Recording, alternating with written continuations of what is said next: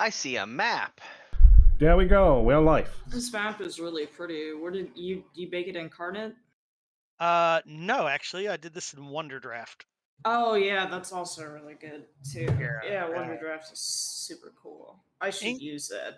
Incarnate's nice until you start putting down a lot of objects, and then it runs like trash. Fair So enough. Wonder Draft, since it runs as an app on your computer, Yeah, just not runs as like a bat out of hell. yeah. So I really liked it though. It really makes pretty maps. So I did this map in 3 days, thanks to Wonder Draft's tools and stuff. So Oh, that's not bad. it's not bad at all. And It really, if took- I want to get crazier, I could, but I thought that was enough detail. Yeah, it That's- took me about 2 weeks to make mine Mhm. using That's- GAMP. Good old Gimpy. All right, ladies and gentlemen, children of all ages, welcome to today's session of Dungeons and Dorks. I'm not a false penis. That's right. That's right. We are. What are we doing? I don't know. Are we playing D&D? Reggie, I don't remember. help me, Reggie. We're playing D&D.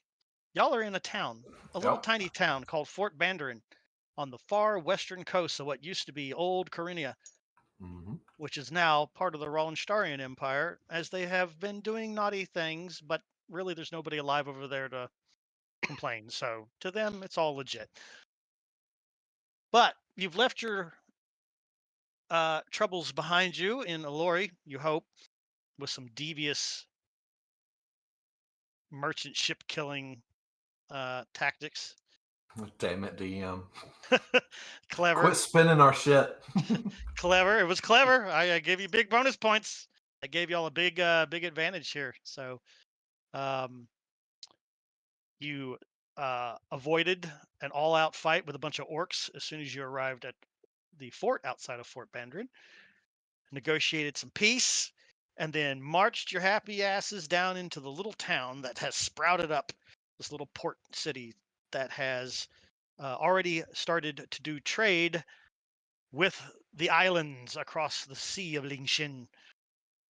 The place that you are most interested in, though, is the southern island, the island of Jafong, the home of Ayuki, your best friend, Farlin, who has warned you that she's going to be a little unavailable to you once y'all get there. No. As she's going to have to lay low, but she will be helping you, quote unquote, from the shadows as you try to win over the Emperor's favor, just to be able to talk to the guy and say, hey, man, we need to go on to your sacred isle of the Emperors that no foreigner has ever set foot on. Can we please go? That's kind of the gist of what you're up to right now. That's your mission objective right now, is to get an audience with the Emperor and whatnot. You're waiting for a ship to arrive. One of the merchant vessels that does business here with Fort Bandrin should be arriving here on the morrow. So says the dockmaster, a kindly old gentleman that Reggie had a good bantering with. I Y'all remember are him being a young man. What the hell? He ain't young, he ain't old either, but he's like middle-aged dude. It's relative, lad. 40s. Or Yeah. however long people live. Oh, in he's this a universe. child. Yeah, he's like 40 years old and has forearms like Popeye, so he's good to go. He's good to go. But yeah, he let you guys know that's coming. He also pointed you out where you guys could get lodging for the night, which is basically the only general store in the entire town. It has some small back storage room areas that the lovely lady was more than kind enough to rent out to you, which you've already made your payments and everything, so that's all taken care of. So really, you're just waiting until tomorrow. And if anybody wanted to do anything else today, you may. If not, we'll just skip to tomorrow, bright and early as the sun is rising. Yeah, just want to Anybody mention wanna do I'm anything today? outdoors. I'm not in the place.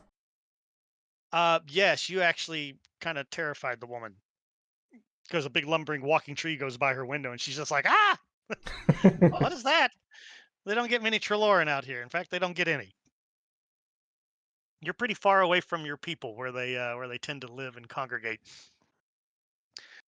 So look at you setting history for your people. I have traveled further than any Trelorn has traveled before. Gruak pioneer. You demand a statue of yourself. Yes. So, pointing out to the sea. So it'll be beautiful. It'll be beautiful. Okay. So you guys find yourself a little bit to eat, probably to discuss your final plans. Ayuki, that night she does want to sit down with all of y'all again as a group. Ignore the green-haired Japanese man that's up in your character sheet. He is not here at this time. He is somewhere else. We'll introduce him hopefully in a little bit. So Ayuki calls you all together, and she kind of goes over the etiquette again of what to expect over there. Don't expect the warmest of welcomes, but your kind are welcome there. Just you got to behave. So she lets you know when you get there, you'll need to check in, and it'll be on the docks, but you need to check in at the customs department, basically, that's on the docks, because they're going to want to know who you are, why you're here, how long you're going to be here, and all that other good stuff. She kind of teaches you how to spot nobles in the city of Ranyako, which is the capital of Jafong. That's where you guys are going to be heading directly. Ironically, your trip takes you within visual distance of the very islands that you need to go to, which was an option. You had an option to sneak onto the island, but you thought you would do it the legit way first. Because sneaking onto the island would almost certainly be your heads being chopped off if you fail and get caught. So, yeah. So, taking the legit route. So, you're taught how to spot royalty. You're given a crash course in etiquette when addressing the court inside the palace, especially when addressing the emperor. You know, you get all the classic stuff, you know, if the emperor stands, you bow. If he bows, you bow lower. You know, all that last samurai stuff, right? So pretty much mimics feudal Japan of our planet, mostly. There are some differences, but I'm not going to spoil that just yet. We'll wait for you to get immersed into the culture and get culture shocked. Is there any specific questions you want to ask Ayuki about etiquette or things to do while you are over there? How do you eat with sticks? Good point. We're going to have to do that. Yes. I'm surprised you know about that. Reggie, have you been to Jafong before? No. I've just been around a little bit, and I've heard them mention that they take that stuff very serious. They do. Well, there are other utensils to eat with over there, but Oh, good. I mean, if you want to learn, we might be able to scrounge up. No, well, that's true. You're not refined enough to eat with chopsticks anyway. Surely it can't be that hard, right? Well, now I want to do it. It's Reggie. He beats things to death with a rock. All right, we know how to make Reggie eat with chopsticks. We take out a knife, we whittle them down until they're sharp, and then he pokes things. Problem solved. Yeah. Yeah, see? We know Reggie. I like this. Oh, Lord. I'm going to place bets. Reggie's the first one to get thrown in prison. Was that ever a question? No one take that bet. No one. I'm going to try my best, guys, but yeah. So, Lady Farland, something special for you. You're going to get a lot of stares walking down the street. Is it because I'm blonde? Yep. Your hair color is extremely rare, which I love that color, which is why, and she kind of fluffs up her own little short hair because it's all dyed blonde and everything. That's why I decided it's black now! Do you not remember us changing her hair? She had to black her hair out, didn't she? Yeah, we were trying to make her less conspicuous. Yeah, that's right. She took the color out. Harlan, do you want black hair? I can do that for you. Oh, no, we did it to Ayuki.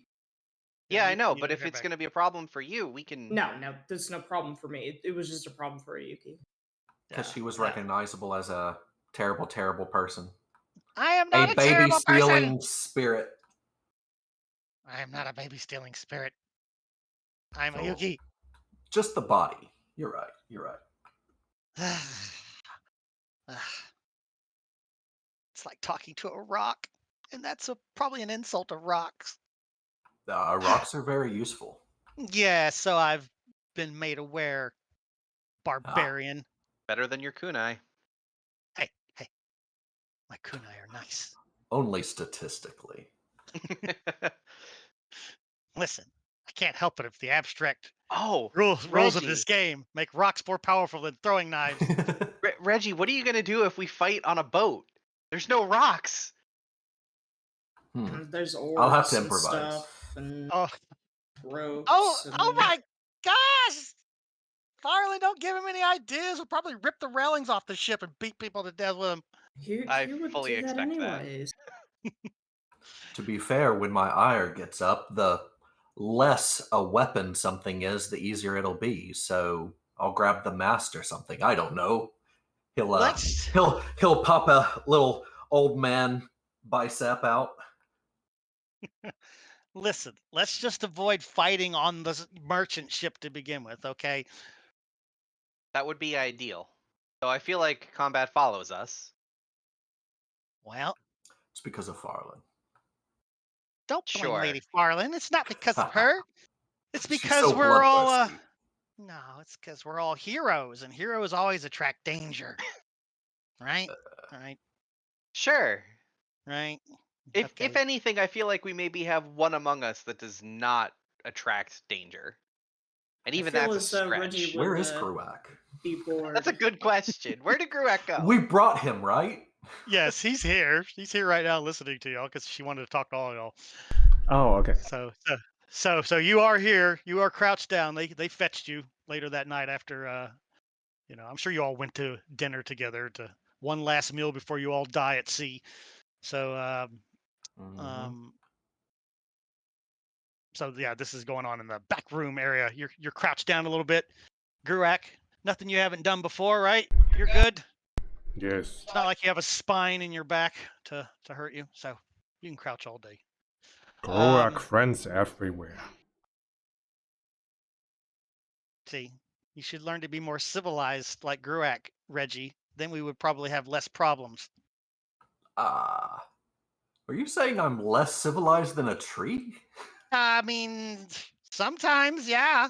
When's the Then last time you this seen? tree. When's the last time you seen Gruak pick up a boulder and beat someone to death with it? The way I fight has nothing to do with my civility. Have you seen this mustache? How can it be anything less than civil? That's a good point. I have to admit, he has one of the best stashes I've ever seen. I try not to bring it up so it stays a strong card to play. All right, so getting back. Yes, you'll get a lot of stares because you're blonde and you're extremely pretty and you have super bright blue eyes. So just roll with it. It might actually come in handy in some scenarios. So we'll see. Now, it's going to take us about 2 weeks to get across to the island. So in that time, I'm going to teach all of y'all some basics of my language.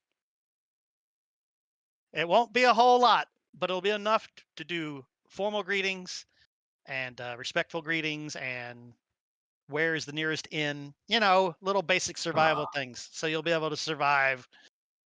But don't worry. Usually the custom office, there's usually always translators for hire hanging around there looking for people like you. Just don't let them charge you too much. They'll try to take advantage of foreigners like you. Great.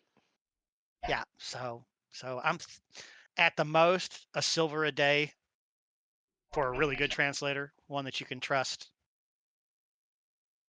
Harry Gatto. That's terrible. That's terrible. You just told my mother to go screw herself. Don't do that. I kid. But it's not the easiest language to learn. I'll admit. All right, it's a little difficult, but we'll work on it. We'll teach you. Probably We'll teach easier you. than common. Yeah, in some aspects. In some aspects. Now, as for you, Mr. Gruak,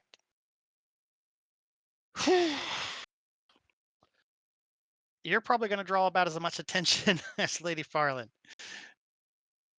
And that's without you having blonde hair. Although, she kind of squares her fingers off like making a painting portrait. No. Nah. No. That would be hilarious, though. That would be hilarious. Gruak with Gruak hair. pretty too. Oh, no doubt. Let's I'm slap a mustache on the lad. No doubt you're beautiful, Gruak. All the trees you walk by are always super hard.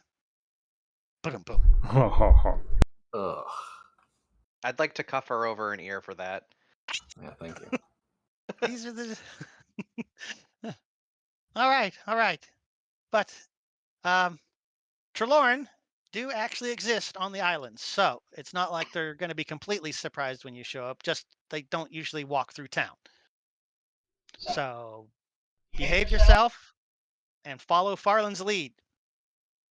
Gruak can turn into bear if better. Can't you Go! turn into something simpler, like a cat? Go! What are you trying to do? Get killed? No, don't turn into a bear. But bear also pretty and fluffy. Everyone loves fluffy. No, they Yeah. don't. No, not in the middle of town. They don't. They've got those spotted bears. It'll be fine. No. Spotted bears. Yes. They're the white ones, right? With the spots on. Oh, Right. little death pandas. Oh, they're so cute and cuddly. I want to touch one. Ah, God, it's eating me. She's all melodramatic.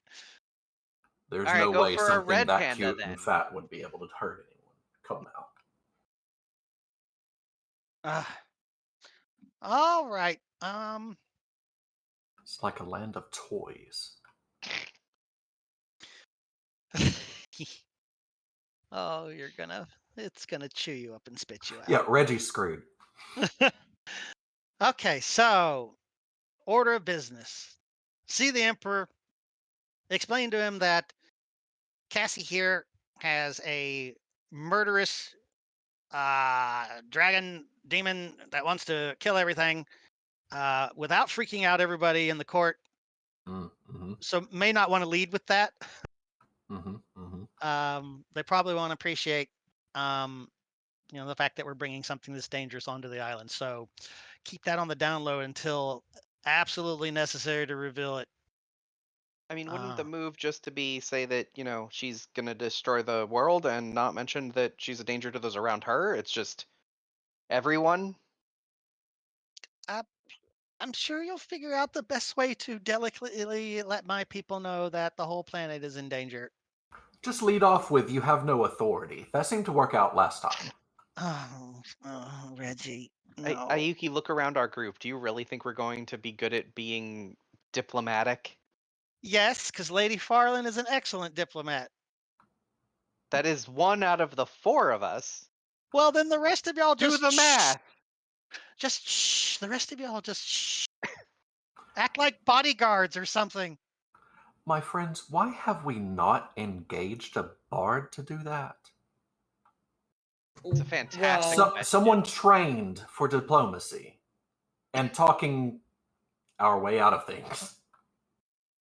Gruak wear toga. Toga look diplomatic. A good question. A bard would be cool. I'm sure at least part of it is that we don't want to talk our way out of things. Yeah. Subconsciously, I'm pretty sure we're almost all against it, given our current actions. I've never been so insulted in my life. Oh, please, Reggie. You always have a glint in your eye. And Mary, too. Every time Mary pulls that bow out and pulls it back, you can just see the glee on her face sometimes when we're not about to die. I'm just a fan of rock and roll. Are you telling me there's no glee on my face when we're about to die? Well, that's hurtful. You get a little... You get a little scary when we're at that point. Fair That's enough. I'll just take it. soldiering. I'll take it. I But feel like yes, we're almost here. We're almost at journey's end. perhaps we may consider when we get to Ranyako engaging a local bard or bardess, whatever they are. Someone who has contacts and we can bribe them into being on our side. They have that there, right? Oh, money talks no matter where you are on the planet.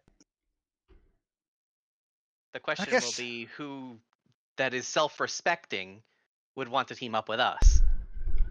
Oh, well, we work for Lady Farland, and who wouldn't want to work for Lady Farland? She's actually respectable. I suppose that's true. I'm serious. Let her take the lead on this one, and y'all just act like bodyguards and make her hype her up. That's what you need to do. Your job should be to hype up Lady Farland to be this big, all important, because she is. Okay, I but don't think we're good at that either. Can you smell what the cleric's cooking? uh, Kruak I will steps do my out best. and yells at the town, Lady Farland, great! Shut up! We're trying to sleep. Yeah, see, we're bad at this. I don't know what you expected, Ayuki. Well, you better get on bad at it, because all jokes Sometimes aside, it's better to show and not tell. I have a small plan, but it will might take a week or two to get noticed. oh, see, Lady Farland's already planning ahead. So just Excellent. support her. Just I'll support get her and started keep her drinking safe. then. Okay, well, last order of business. Like I said, I'm going to have to vanish for a while, disappear into the shadows, but I'll do my best to support you from said shadows and try to manipulate things in your favor. God, don't roll horrible, horrible, horrible persuasion checks. But she will, because she's Ayuki. Now, listen, it's usually combat where she's doing horrible. She's good at sneaking. She can sneak. I don't think there's numbers above a 10 on her dice. Are we certain we want to rely on her skill at stealth to be the deciding factor of her survival? Well, it'll help her in her survival, but it won't be the deciding factor, you see. We could just stuff her in a backpack. You're not stuffing me in a backpack. You go stuff yourself in a backpack and then Do throw you yourself have one big overboard. enough? Oh, come now. All right. Well, the rest is going to have to be up to Azarus, I guess. So if you're praying types, I would make good prayers tonight. Because this is it. This is the big splashdown, the big hoorah, the last mile, if you will. Kruak, You're feel 100% Tashana with us. dead. It will be fine, Mary. Have faith. Some of us will survive, possibly. So you can't even finish your sentence without laughing. You know what we're in for. It's going to be fun. It is. I'm looking forward to it. Everything's going to go to shit and we're going to have a good time. Oh, Cassie looks over at you, Farland, and gives a nervous smile. Oh. Now, Cassie, I'm going to address you last because you're kind of the last piece of the puzzle, right? Okay. Last piece of the puzzle. You're also the most dangerous piece of the puzzle. Don't lose the necklace. Yeah, no, they'll have to take it off my dead body. I'm not a helpless little girl anymore. I can set things on fire. And I can do it with control now. Makes little flames dance across her fingers. Kind of showing off there. So I can protect myself. Yeah. You'll probably get some stares too, because that flaming red hair of yours is kind of unique also. We're going to have 2 weeks on the seas, right? We Yeah, can get in roughly. some hand-to-hand training for Cassie. That's not a bad idea either. Also, I can change people's hair color. Remember? I I can like do my that with red hair. magic. I like my It red hair. Yeah, but it won't be physical. It'll just I can turn it back whenever you want. If hair colors are gonna stand out, we can make them black. Well, like I said, Yuki says, she's like, it could have advantages too. So maybe we make landfall with changed color hair and then reveal the true colors later on when we need to. Yeah. We're still, you're still all gonna stick out like a sore thumb, regardless of what color your hair is. 5 minutes into combat, everyone's covered in crimson anyway. But I don't think we should Cassie, make landfall covered in blood, Reggie. That's a bad idea. I was not suggesting that. Although, this is our merchant ship now. We claimed it for Rollenshtara. So yeah, take us to your emperor, please. You are covered in blood. Nah, it's just red paint. We're busy painting the ship. So Cassie does look over at you, Reggie, because you're like the dad, right? You're like the daddy she's never had, the really gruff daddy who punched her in the face once. I don't remember that, but it sounds about right. I bet she needed punching. She did. She was possessed at the time. So yeah, you knocked her out with a Yep. with a good right cross. So We're a terrible family. hey, Come on. listen. They say you should never hit a woman unless she's possessed by a dragon and she's burning half the city to the ground. Then by all means, punch the shit out of her. Reggie's normal method is trip, stab, stab, stab. So, whatever method left her alive was great. That's true. That's true. You did. You did. I think you did want to grab her and snap her neck at one point, but you were able to calm your barbarian rage a little bit. You just karate chopped her instead. I know Hassan it's chop! subtle, but he has a little bit of a hard time with that. So Very she subtle. does seem, she does kind of smile and kind of gets a little glint in her eye of happiness. I would love to learn more training. The only training that I've had is that fellow that we can't remember his name because he died like 2.5 years ago, real time. What the hell was your previous character's name? Began with a K. Oh, I don't fucking remember. Oh, I have something of his on my character sheet. His ashes? Or Yes. Well, yeah, he was partially Where is torched by a couple baby dragons, so. Kryn? Was it Kryn? Kryn, Yeah, yeah. it was good. Yeah, so that's what she says. She says, I haven't had any training since Kryn was part of our group. May he rest in peace. I missed that lad. He was a good one. He was. Hell of a way to go. Anyway, give some thought to what weapons you'd like schooling in, and we'll put you through your paces and get you up to par. Well, You'll Kryn be was a little teaching killing me, machine if needed. Kryn was teaching me the long blade, so if you have skill in that, I'll be more than happy to pick it back up. Without bragging, there is no weapon I am not proficient in some way. Right. But are you sure you wouldn't prefer to learn how to use a straight edge shaving razor? I do have 6 on me at the moment. If it's better, I can also teach you spear. Spear is a good weapon. Spear. Okay. Why not? Right? Doesn't hurt to have more tools in the toolbox. We'll see which one you're more suited for, and we'll pursue that. I did like the feeling of that sword in my hand, though.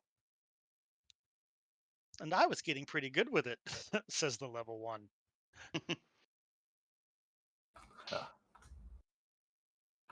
All right, we have a plan then. All right. 2 weeks at sea, go! Yay! So, you all bed down for the night. Try to get the best sleep that you can. Gruak, you plant yourself behind the general store. Yep.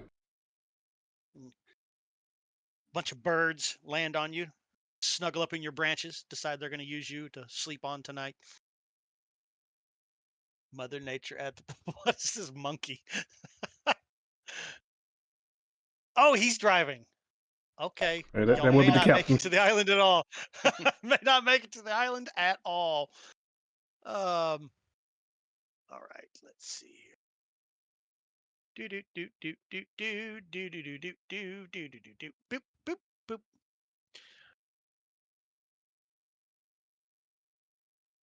Okay, give me a second here, boys and girls. But the good thing is we can pay in bananas.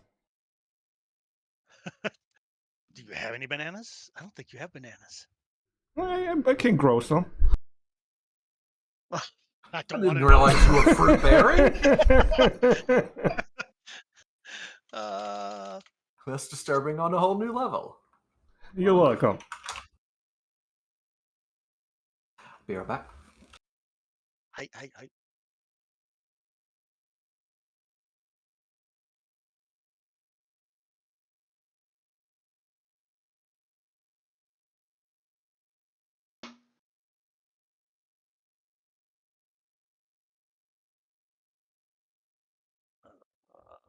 Notes. Do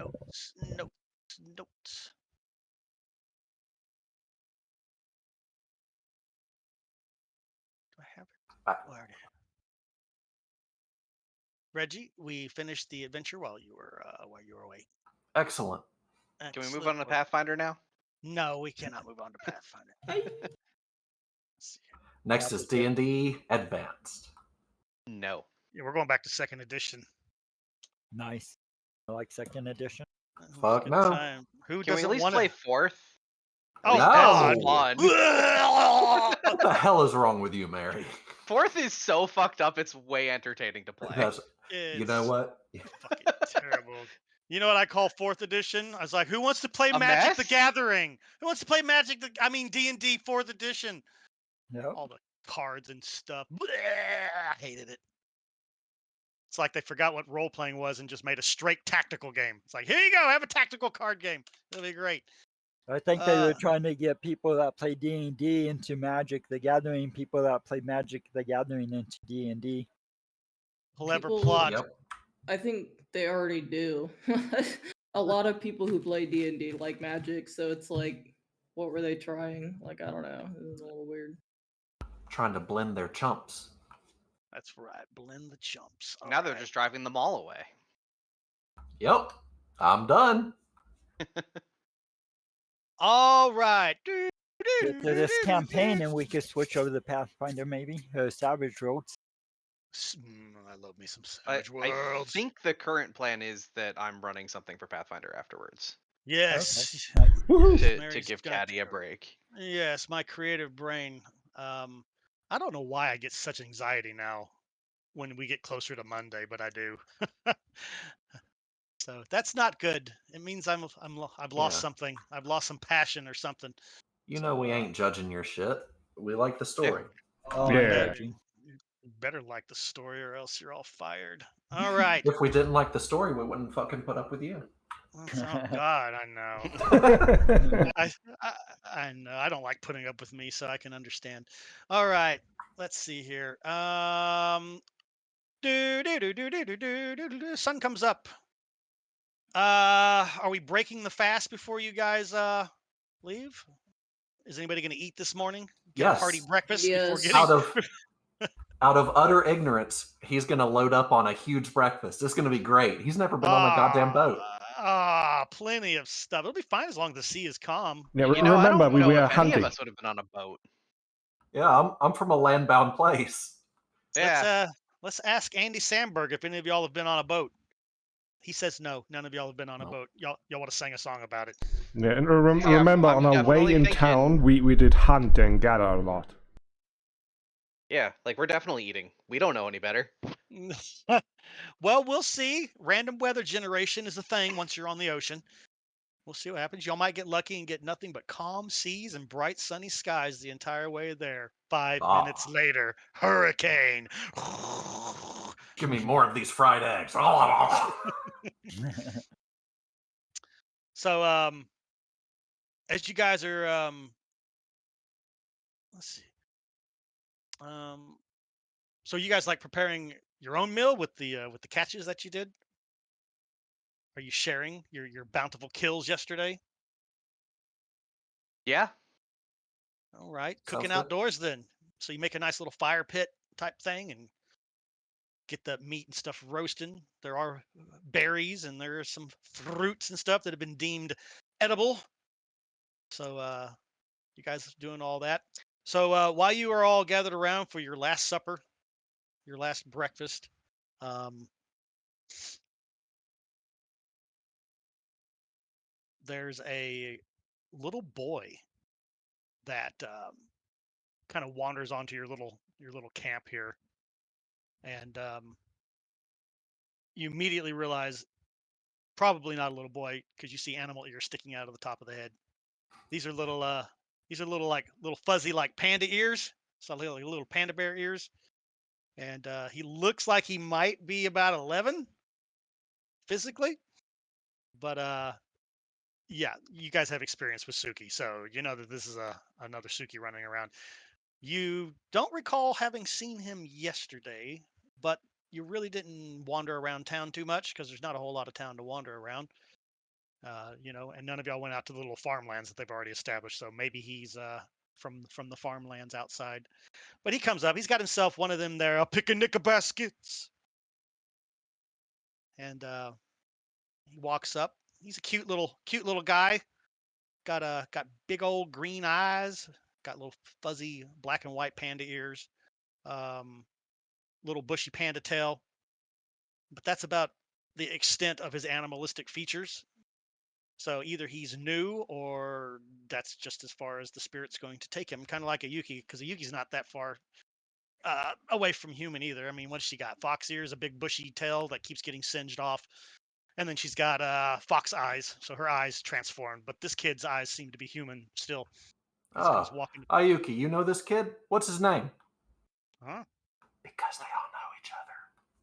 What? Oh, Points him out. He a friend of yours? hello. Good morning. Um, I'm selling stuff. I need some money for my mom. I'm wondering if you would all be interested in perhaps buying something that I have here. Boy, that's the weakest sales pitch I've ever heard. Is it? Well, Yeah, how take would you another do it? stab at that. Um, Break out some tears. why? Well, you're trying to Reggie. sell things. What? I'm helping. He's not wrong. It would work.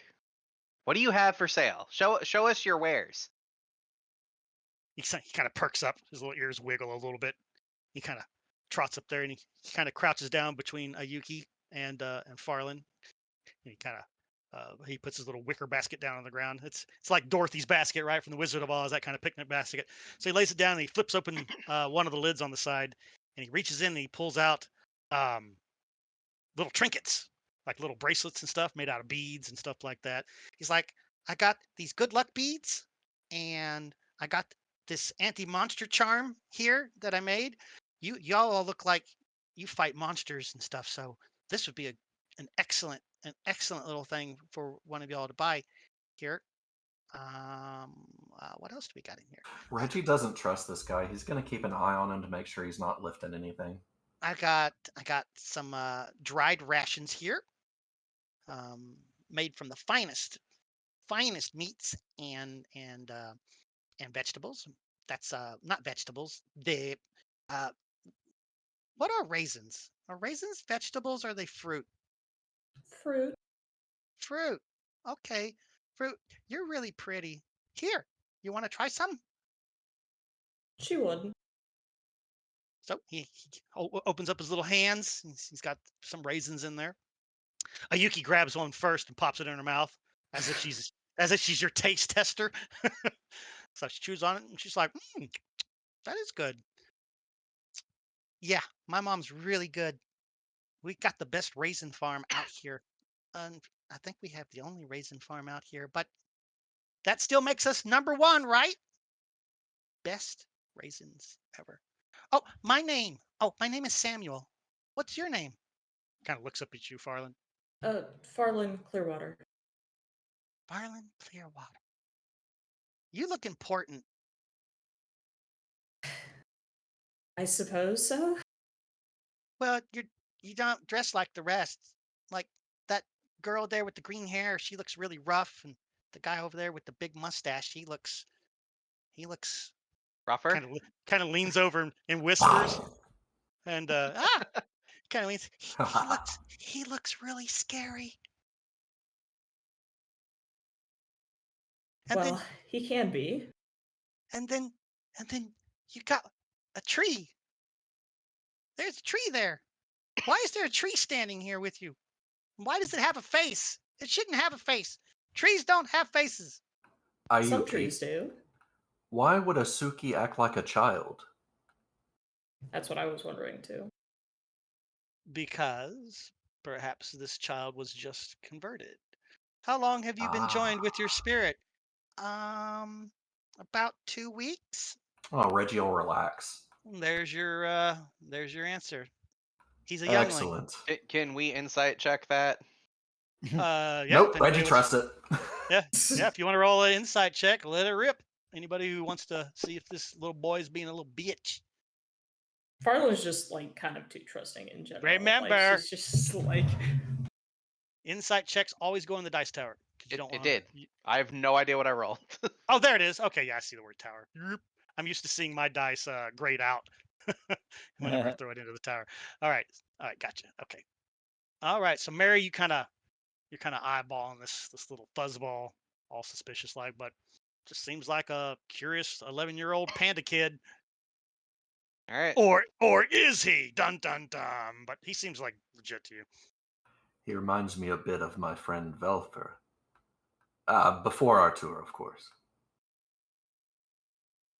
Gruak, do you say anything, or you just remain quiet, staring at him menacingly with those beady eyes? Gruak not tree. But Gruak kinda tree, but also person. And why you sell old berry? You need fresh berry, very juicy, and offer him some handful of berries. He eyes you suspiciously as you hold out your hand. Mm, is your mother sick? Oh, well, he completely trusts you. he, he rolled a whopping 1. Oh. So he hops to his feet with a little bounce and leaps over and swipes some out and immediately shoves them into his mouth. Berry juice squirting out the side. Good appetite. All these are good.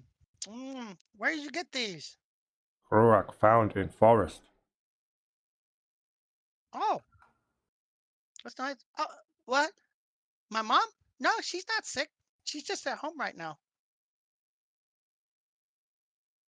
We live in a farm that way. She points north, or he points north. Ah, God, suddenly gender changed.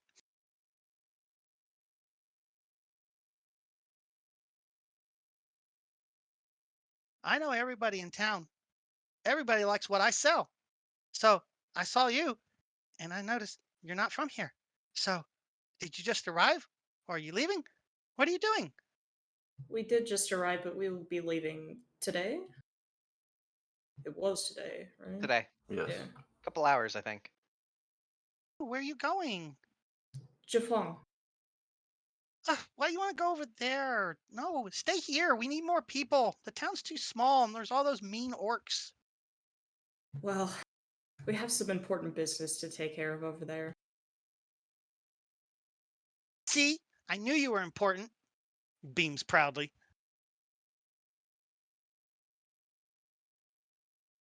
Well, okay. Oh, here. And while your hand is still out, Gurek, he exchanges one more piece of fruit and dumps a bunch of dried raisins in your hand. Try them. They're really good. But While look he's old. exchanging. No, they're not old. They're sun dried. But where did juice go? Try them. He would try him. Nom, nom, nom, nom. Still sweet, just like a berry, but chewy. Oh, not so bad. Mm-hmm. Told you. We make the best.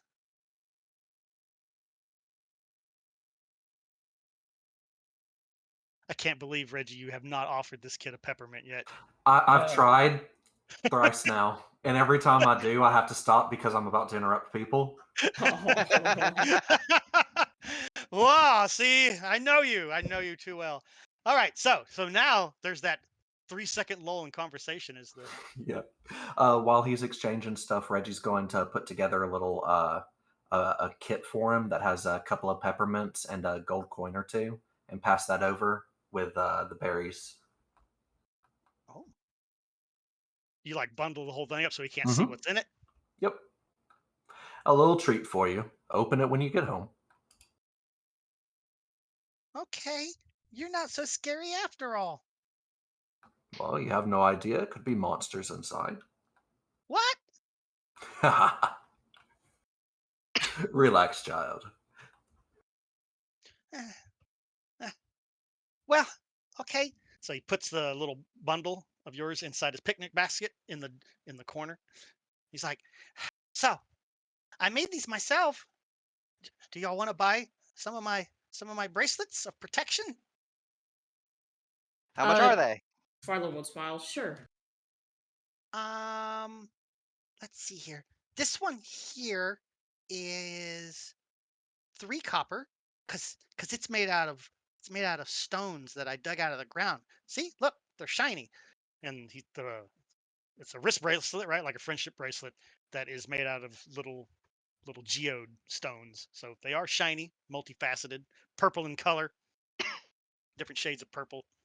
So it is kind of pretty.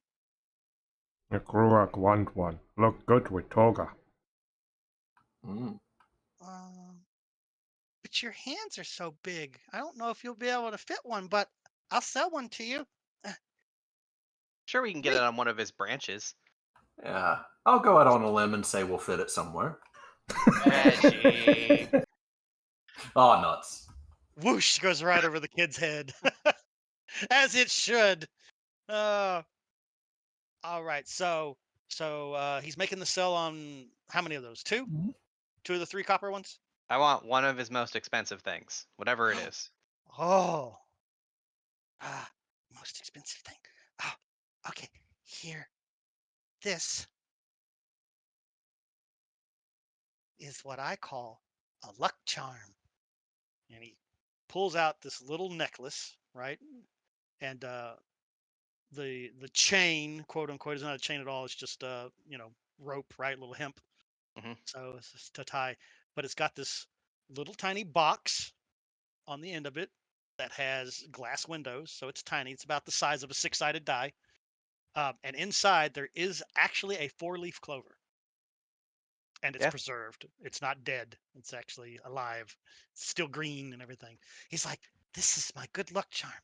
This will keep you safe, and that is going to cost you um um 2 silver." Done. Yes.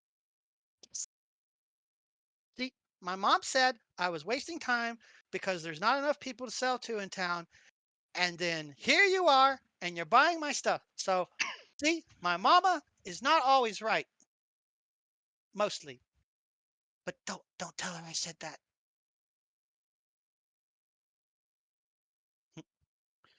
Yuki's over there just grinning. She just kind of mumbles. She's like, I remember when I was young. Quiet there, old lady. Yeah. Ah, All did right, it. Caddy. As he's going to like talk to everyone else and prepping to leave, I want to try and hide behind him Hide and like be behind. out of his line of sight. Hide behind the kid. Yep. Why is distracted? Okay, give me a stealth roll. Assassination. Oh God. 5,000 XP. Where the fuck is stealth? There it is. Nice. Perfect. Shame. Dice Tower, always Dice Tower. Oh, I mean, for But this, really? always Dice Tower. Get in the habit of dice. It's hard to. All I right. fuck it up. I fuck it up all the time in Wolfstake too. But if it's something that you shouldn't know metagame wise, always throw it in the tower. Yep. So, and I try to remind people too. But that was my bad. But that roll is legit. You are his shadow right now. Okay. He's not gonna be able to see through that. His passive perception's too low. So she pretty much just steps behind Kurak. Well, I need to be close to him because when he's leaving, I want to slip something in his bag. Oh. That's the goal here.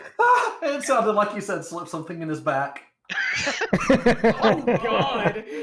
The Oh, basket. Jesus, Mary. Murder The hobos. basket. Ah, I knew it. Murder Hobo Express. Okay. All right. So basically, you're going to keep out of line of sight. Yep. Now, I'm going to give him a perception check, though, because he Okay. may notice that you suddenly disappeared. Fair. Not that he sees you, but he might notice that you just left. So right now, though, he's busy putting his coin in his little pouch. He's got a little leather pouch, putting it in there. You would use the nerve shit, wouldn't you? Yep. That's not right. That's so not right. Okay. All right. So he's putting his coin in his little leather pouch he's got on his little belt. He's got the cute little tunic on too, right? Little brown tunic with green highlights and stuff. And he's got on brown pants and decent looking shoes and stuff. So he's obviously not starving to death out here. His parents keep him decently clothed and stuff. So, but he's got his little pouch, so he puts his little money in there. He's like, okay, all right. Well, I'm gonna go see if there's anybody else to sell to, cause there's a merchant ship coming in today. So, that's why I'm here. I'm gonna go sell to all the merchants when they come ashore here in a little bit. Oh, Is we're that heading that way too, aren't we? Oh, are you gonna are you gonna get to sail on the ship over to the island? Reggie will look to Farland and the other people who pay more attention. That is the plan, yes? I believe so. Oh, I hope when I get older I can sell back home, cause I'm told that the that my spirit side is from there, and I'd like to go visit there because I can see all the memories, and it looks like a beautiful place. It's a pretty grove, and it's got a river that runs through it, and there's all these different lights floating around, green lights and blue lights, and little spirits floating everywhere, and it's so pretty there, and I hope I can go and see it one day. Maybe. Reggie will point over at Ayuki. We're taking the gray hair with us. She's in the same boat as you. Okay, one, I don't have a single gray hair anywhere on me, Reggie. Oh, I could have sworn I saw a few. Oh, well, would you like me to correct your vision? And she kind of pulls out one of her little throwing knives, twirls it around her fingers. I can help you with your vision, old man. Well, from history, I know if I stay still, I'm pretty safe. Oh, Oh, a middle finger is your reward. When she throws up the middle finger, he jerks like he was getting ready to grab a knife out of the air. So it's like, all right. So let me roll for the kid here to see if he notices you. I'm missing. He is completely, absolutely mesmerized by blonde hair and bark. So yeah.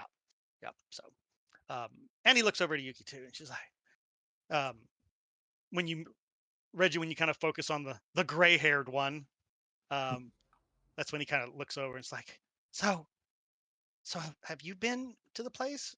And she's like, once. I think most of us go there at least once in our multi lives. It's called the Grove of the Suki, and it is kind of home base for all of us. So I wouldn't stay long though. He's like, why? Because there's more spirits there, and they might try to kick the one inside of you out. He looks petrified all of a sudden. What? No, I like Reggie's grinning. the spirit that's inside of me.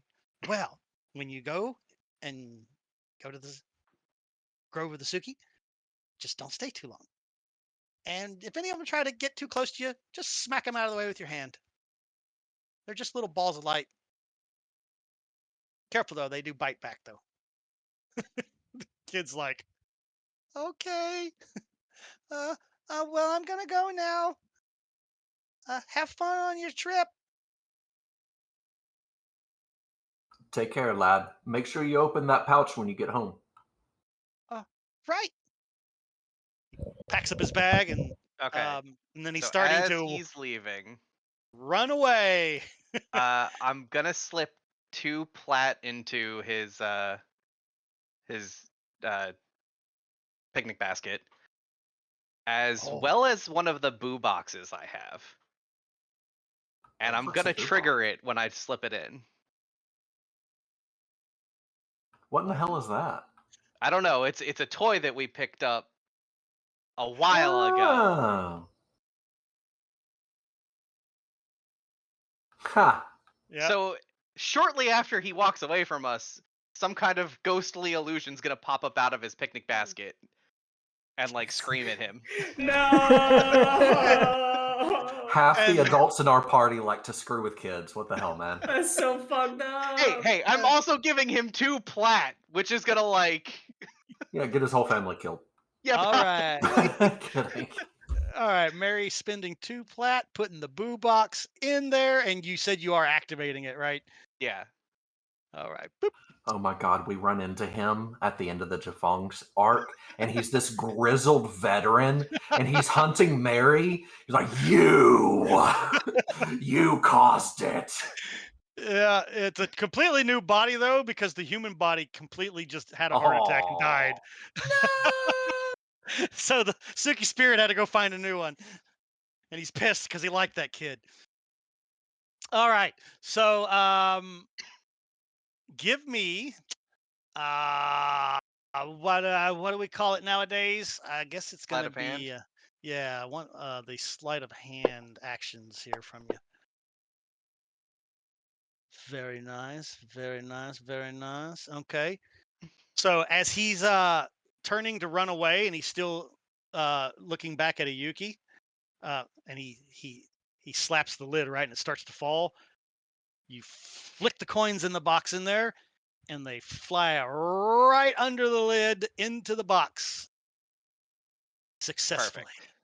So and of course, because of his momentum, he doesn't really notice, feel the impact inside the thing. So he's just like, "Bye," and he runs off. Doop, doop, doop, doop, doop, doop, doop.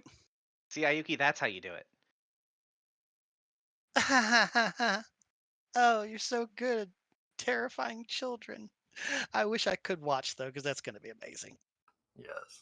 But just remember, you'll probably burn in one of the 9 hells for your horrible treatment of children. Well, I welcome them to try. I was probably headed there anyway. Well, maybe you'll be redeemed once we save the world. Who knows? Doubtful. Right about that time, probably about 10 minutes passes. Y'all finish up eating, you gab among each other a little bit, and you're packing up the camp, putting out the fire and everything. And you hear from the town itself, you hear this ding, ding, ding, ding, ding, ding, some kind of bell being rung. Looking out in that direction, you do kind of have a view of the coast. There is the sight of a ship's sails coming into the area. So it's still a little bit out, probably about another 10 minutes, 15 minutes before it actually gets here. But the ding, ding, ding, ding, the town is, you'll notice once you get back into town yourself, onto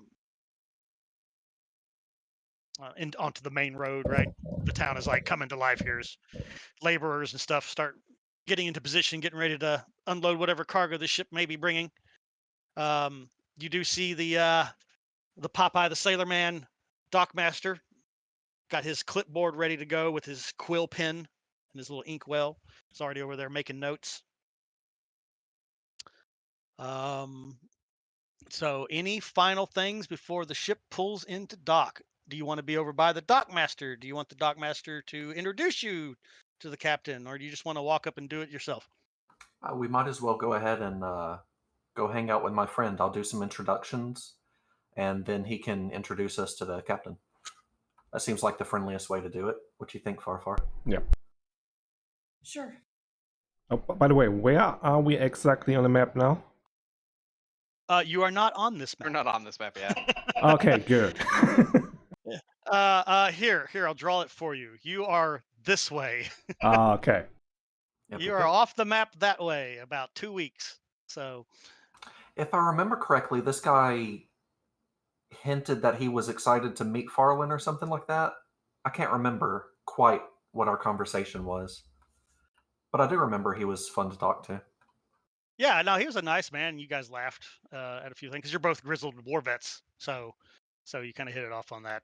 And he came out here to kind of retire out here and live the peaceful settler frontier life, and just help a new city get established, new townships get established, and everything. So he's out there. Um, I want Of to make course. an inside check on that. you're not here. Oh, wait a minute. You're one of the crates. Yes. Okay. Yes. We're going to drop Ayuki and take this guy as our NPC, right? Why are you so insulting? It's Reggie. But Both the player and the character. yeah, what did you expect? All right. Introductions all around. Predator handshake again. Yes, you son of a bitch. You slap your wrists together, biceps bulging as y'all arm wrestle in a friendly That's manner. right. Because he got a pretty high strength score himself. He might actually be Yeah. able to grapple with you successfully. Oh, come on, let's fight. Don't worry, I'll let him know that I'm not going to hold it against him that he's a little pudgy. Oh, how dare you! So as you come walking up, this time with all your companions, he adjusts his little round Santa Claus glasses. He's just like, oh, these are your companions that you spoke of yesterday. An interesting bunch indeed. Good morning. Good morning, son. How are you? I'm doing fantastic. I guess introductions all around. My name is something. I forgot. It began with an M, so for now we're going to call him Marco. Something I forgot. It's nice to meet you. Here's the Yes. idiots I travel with. Insert names here. Insert names here. No, I'm he'll idiot do one. it very respectfully for Farland. Let's see here. Boom. Okay, so he's like, I'm Marco. I'm the Dockmaster here of Fort Bandrin. I've already met your good friend here, Sir Reginald. And you are Mary? Yes, you said Mary. Yep. And this beautiful vision of Azarus here, because you're wearing Azarus's robes, must be I'm fallen. Reggie, lad. Oh, Oh, sorry. my eyes aren't that bad. He taps his glasses. My eyes aren't that bad, thankfully. And there's no mistaking this large tree fellow here must be Gruak, if I am not mistaken. Good morning to you, sir. I've never had the pleasure. He reaches out a hand for a handshake to you, Gruak. Are we lighting Gruak on fire? Finally. That was perfect timing, Wolf, with your lighter. Set him on fire! Are you still alive, Gruak? Did you die? He did say be right back in Discord. Oh, damn. I missed it. Oh. I So am Tree. I am Tree. Tree-related remark here. So speaking of, everybody was telling me, I finally got to see Guardians of the Galaxy 3, right? Oh, And I love Mhm. Guardians of the Galaxy. They've been my favorite Marvel movies by far, 1 and 2.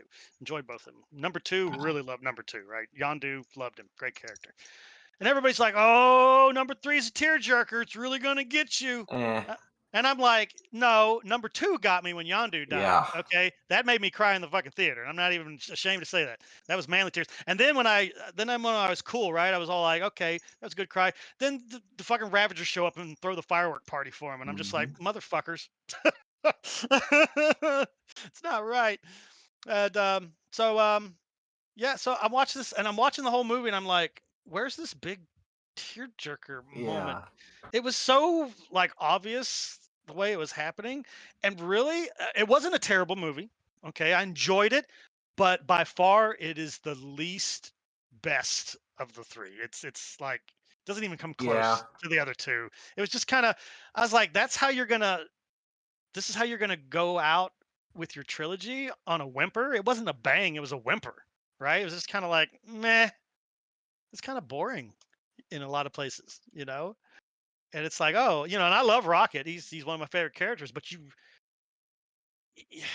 didn't do a whole lot with him. He spent most of the time laying on his back on an operating table. Yeah. It was You know, sad, but that was it. and the flashbacks were cute, and they had a little bit of a moment whenever all of his buddies, spoiler alert, gets gets wrecked. They were too doomed, Yeah, yeah. like There was from it the was very beginning.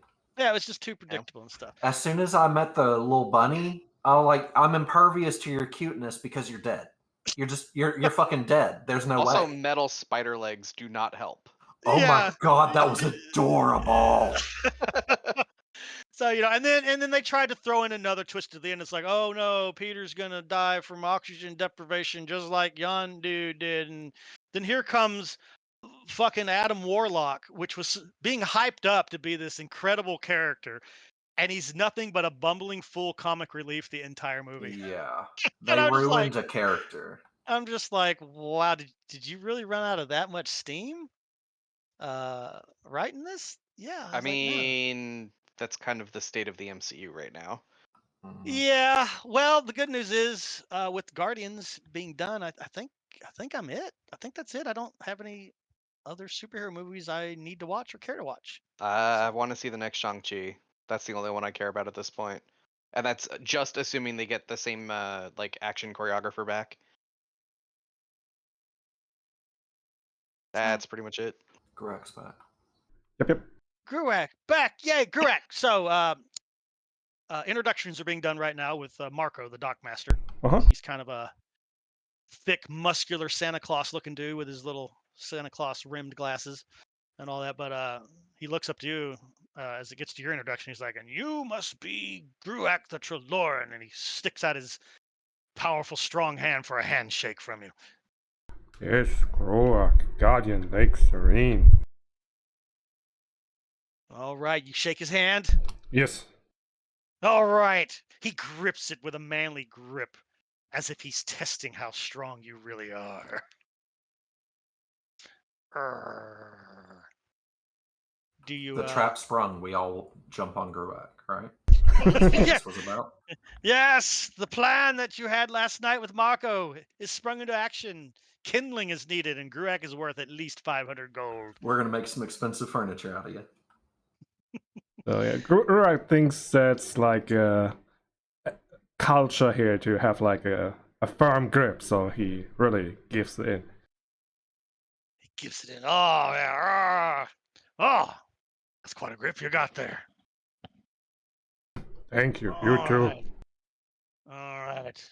And who's this blonde little girl here? What?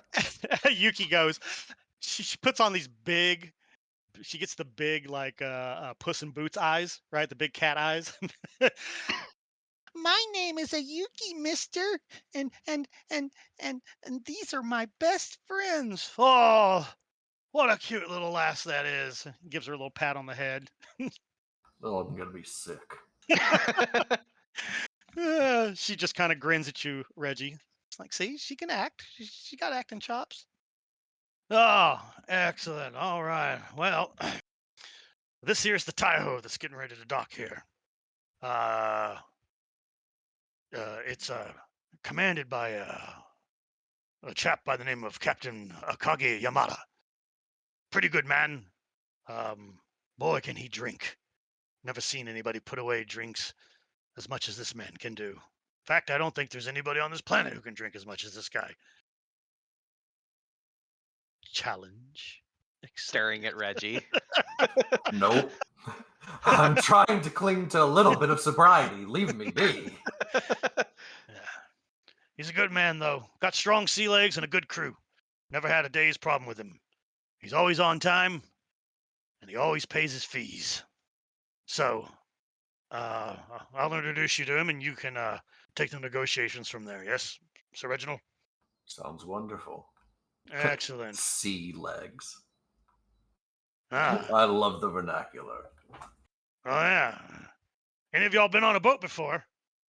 No, I imagine No? it's no different than riding on a cart. Ayuki's like, I have, mister. It was fun. Yeah. Ah, well, the rest of y'all, you're about to find out if you were meant for the seas or not. I hope you didn't eat a lot of breakfast. Gruak float. Was eating Um, breakfast a bad idea? I've got a strong stomach. I'll be fine. I guess you'll Yeah. find out. if you will all excuse me here, I have to prep the labor force here to get these crates off. Thanks for the help, lad. You're more than welcome. Before you depart, go ahead and come and see me one more time, Reggie. Absolutely. All right. All right. Paul, Lawson, get over here. You two have main duty. Oh, what? Again? Yes, you slackers. As he gets further away. So you guys are just kind of standing there watching this ship kind of pull in. The ship itself, now, Reggie, you know what ships look like because you're from the barony of Yaren, and the Mhm. capital is a coastal capital. So you've seen Mhm. ships and come in. And of course, Lady Farland, you live in the coastal capital of Alori. You've seen many a ship come in from all over the place. And in fact, most likely, because you've been in the city long enough, you have probably seen this ship architecture before. It's much different than the usual vessels that tend to park in the harbor. Um, Talking it's like much, a Chinese sort of style. yeah, it's kind of a like a Japanese longboat, which as it gets closer, it looks like it literally has like most Elorian ships. They have their like crew quarters and stuff in the rear of the ship, but it looks like on this, it's in the dead center. Like there's a house built in the center of the ship here, and the mast kind of sticks out of that with several secondary sails to help the ship move here. The sails themselves are not made out of what you've seen before as traditional white cloth. It's more of a red colored cloth, and it's cut more to look like a dragon's wing, right? So it's got kind of more curved edges on it and stuff. Um, the actual hull of the ship itself is very intricately detailed with lots of like gold painted wooden facades and stuff that are all like just extremely artistic. Like they took a lot of pride in building the ship, and it looks like it's very well maintained, which should put some minds at ease about the boat's seaworthiness because it looks Ah. tip-top shape as it comes pulling in.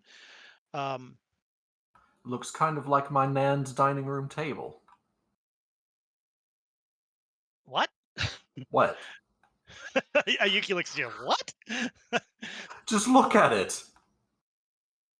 Yeah, it looks like a Javangian cargo ship. If that's a ship.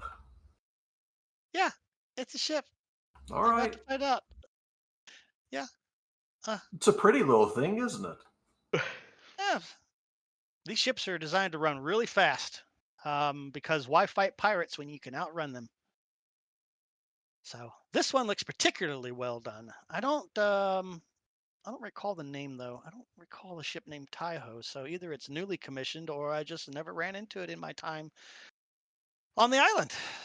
And I've never heard of this Captain Yamada before either. So, I'm going to go ahead and kind of make myself into a box, and you guys be sure that I get loaded on the ship. Okay? Don't leave me here, Reggie. I was just about to say, Reggie, this is our chance. Damn it, Mary! Don't encourage him. Don't worry. I'll make sure to take care of this for you, Ayuki. My God, if y'all leave me here, Wink.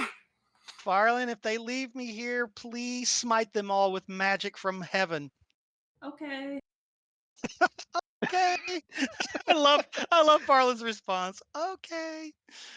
So She's like, yeah, you probably don't want to around when good Captain Yamada gets ashore, because there's a little bit of a Jafong superstition, as usual. When dealing with my people, it's bad luck to have one of us on board their ship. So I'm going to go ahead and just pack myself in the designated crate, the one that we already agreed upon. So Just to double check, that is a superstition and not some sort of protection put around the island that we're going to trigger going over, right? it's superstitious, Reggie. Okay, just checking. I Hey, want if to know if I if have to fight a kraken. if all else fails, she won't be on board. She'll be below board. We're fine. Oh, that's fine. Hooray! Yeah. Ugh. God, this is so undignifying. I feel like I'm a animal in a transport crate. Ayuki, half your hair is singed off. I don't think there's anything less dignifying. Hey, was singed off. I kind of like my new hairstyle. It's all short and cute. Has it grown back in on your tail yet? It's getting there. She kind of shakes her tail. It's getting a little bushier. Oh, I just picture she's part Chihuahua. That is a little mean, but okay. What? They're adorable. Change your Sure. plans. Change your plans, everyone. Let's put Reggie in the crate because he's more animal than human anyway. And then we can throw him overboard when we're halfway there. Just because there's more hair on my mustache than there is on your head. Damn. She's like, done with you. She walks backwards and she gives you a double finger salute. And then probably adds the Italian flip off also with the chin flick. Just all of them. Just all of them. She does all of them. Every culture she's ever been a part of, she gives you the bird. That's our little princess. Oh, that's just her way of saying I love you. Fucking drop dead. All right, so she goes for the agreed upon plan of getting her on board as cargo and everything. Which you did discuss with Marco, because you told Marco you had a Suki on board, and they're like, oh, they're probably not gonna like that. You should probably pack her up as luggage.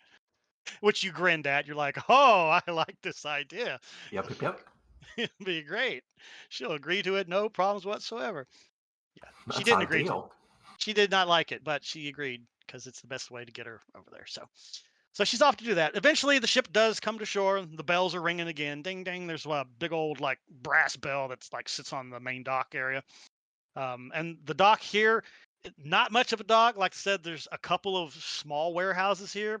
The dockmaster's office, and then there's 3 wooden mooring docks that have been built out into the water so that the ships don't call them all the way up to the shore. Obviously, we don't want that because then they'll start grinding against the the bottom.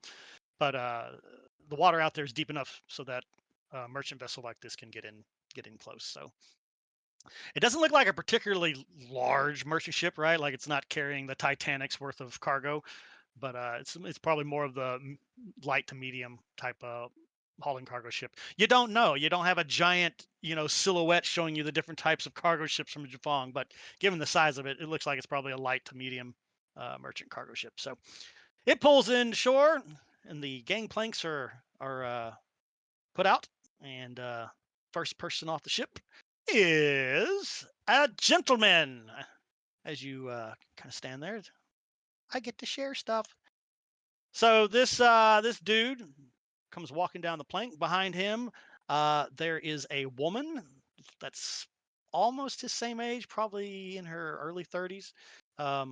Also, very Asian. Her hair is tied back in a long black ponytail. And she has some really pretty butterfly clips on the left side of her head. And she is dressed in leather body armor. So you get the impression perhaps this may be some kind of protection or first officer type. She does have 2 swords on her left hip. So traditional Chiffon weaponry. You all know the drill. Katana and a wakizashi sitting there right together. So samurai type weaponry on her hip. And Marco, of course, gives your first sign of your first showing of etiquette, right? Chiffonian etiquette. So he bows low to him with his arms, and the captain bows back, and then they do the manly handshake, and they kind of for 5 minutes or so. They kind of sit over there talking, looking at whatever manifests are on their clipboards and stuff. The female bodyguard kind of stands closer to you guys on the dock with her arms folded over her chest, just on the lookout. So the area behind her obviously secured, unless there's scuba gear bad guys that are going to pop up out of the water, Navy SEAL style. There shouldn't be any threats behind her, so she focuses all her attention on the shore there, where you guys are all standing and waiting patiently. And her eyes do come across all of y'all and kind of stare, lingering on you guys. Kind of turn Orland's Grace to make sure she sees it, because my weapon's better. Not a big deal. Just kind of turning, kind of flexing a little bit. For some reason, you don't have your shirt on anymore. Flex. Somehow I knocked out a few push-ups beforehand. Did all that. Your skin's Really been ripped oiled now. up. You're all Yeah. oiled up, shining in the Flex my glinting stuff. sun. Yep. So, Just a better bodyguard than her. Not a big deal. so the eyes do kind of linger. When her eyes kind of fall on you, Farland, her attention locks onto you for longer than anybody else in your group. Even the big Trelawney guy standing next to you. But then she just kind of blinks once and then goes back to scanning the area. But she's definitely taken note of your party here. About 8 minutes pass now, and as you wait patiently, you see Marco kind of points back in your general direction. Well, not in your general direction. He points directly at your party sitting there. The captain kind of gives him a little bow and a little salute, and then kind of starts walking by. He taps the female bodyguard, first officer, whoever she may be, on the shoulder, and he starts walking over your way. Hey guys, we don't know of any kind of gender bias, right? We're not going to be misstepping by having Lady Farland lead in conversations, are we? No idea. I assume that that's something we would have asked Ayuki about. I also meant to ask if they have any issues with like carrying weapons out in the open, and just forgot because we were chatting instead. No, if you're soldiers, it should be fine. You will be, of course, scrutinized a little more by ship security, but no, they won't take your weapons from you or anything, unless you prove to be a pain in the ass. Yeah. Then they may take your weapons. As far as women go, women do hold positions of power in Jafong, so and they are respected in those positions. And to be disrespectful is to possibly have your balls chopped off. So. Then, as the guy's approaching, Reggie will do an eye check with Farland to see if she wants to lead or have him. She could lead. Excellent. All right. So Don't Farland, know what kind of trouble Reggie's gonna get us into, especially when she knows a little bit Well, more of the language. you're definitely just getting flanked by two dangerous-looking bodyguards then, yep, and a tree. and a tree standing directly behind you, towering over you. So, what an interesting group. An aging Gruak, now man. might be the time to be a cat.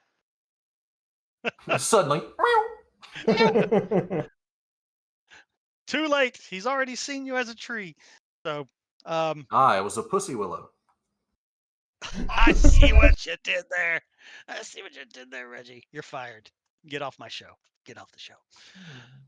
Okay. So Farland, you kind of take a full step forward from the bodyguard entourage that you have, standing firmly there with your big, pretty quarterstaff. What was that? I heard it. Something dinged. Something dinged in my face. Hang on just a second, guys. Who is that? Is this family bothering me? Yes.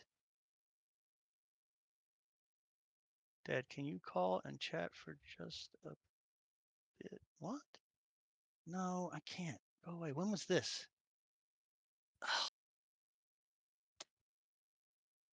Okay. All right. So Farland, you step forward, and Captain Yamada walks up. And he gives you a respectful bow since you decided to meet him. She would do the same. His English, or common, is exceptionally clean and crisp, as if he is a native of the mainland here. Good morning, my friends. I am very pleased to make your acquaintance. Mako has told me you seek passage aboard my ship. Correct. Who do I have the pleasure of speaking with? Lady Farley Clearwater. I work with the church. The church. Dun dun dun. Let's see if he's knowledgeable of your god, because Azarus is not the patron deity of the islands. Da, da, da. Okay, all right. Got himself a good knowledge. Oh, he gives you a even more respectful bow. Bows a little bit lower. I see. You are a chosen. Is this the correct word? Of your Yes. god. Ah, I see. Interesting to have such a powerful representative aboard my ship. I would never have thought to have had such lovely company. I am more than willing to be able to give you passage to Chiffon. I do have to ask what business you have on the island, as I need to make sure I am not bringing dangerous ruffians. I have a reputation to maintain, and those I bring aboard my ship reflect upon me. You understand? Of course. How should she go about this? I'm trying to think. I wonder if it's like too presumptuous to say she wants to meet with the emperor. Like that seems like a Well, we have a likelihood of reaching the Emperor, therefore it can't be that unusual, right? I suppose, but it's like, oh, really? Kind of thing. I need to talk to your manager. Yep. Yeah, pretty much. There it is. There it is. Maybe leave it vague at diplomatic to government. All right, yeah. I wish to have a diplomatic conversation with some of your government. You are envoys, then, who speak for your empire. Something like that. Not quite, but along the lines of that. I assume that these gentlemen and lady are your bodyguards? Yes. Ah, you can never be too careful. Allow me to introduce you to mine. This is Suzuki. She gives you a little bow, but does not speak. She is my bodyguard, as we all make enemies in this world, yes? Of course. Yes. Well, diplomatic. So you wish to speak with the court in the palace? Yes. Interesting. Well, I wish you the best of luck in that endeavor. Not to be very rude sounding, but foreigners in the palace are a rarity.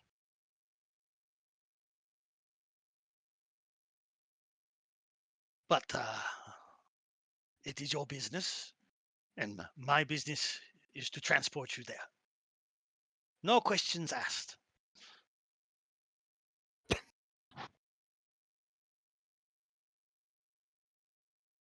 I appreciate it.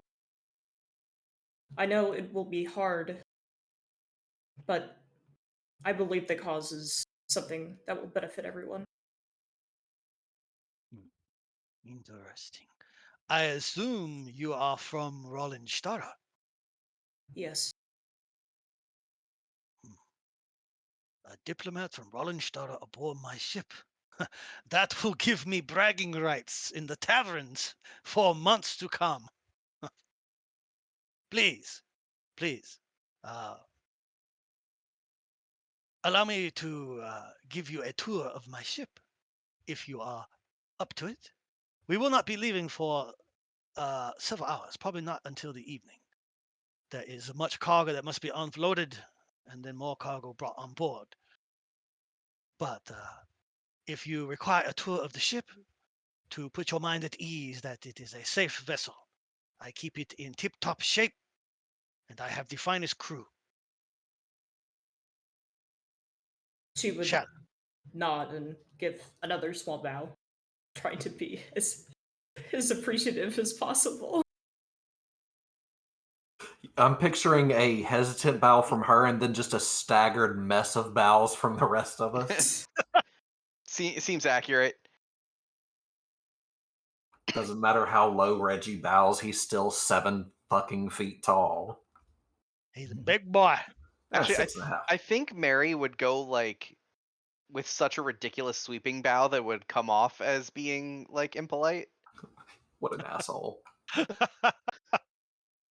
All right, so you do the big courtesan bow. Yeah.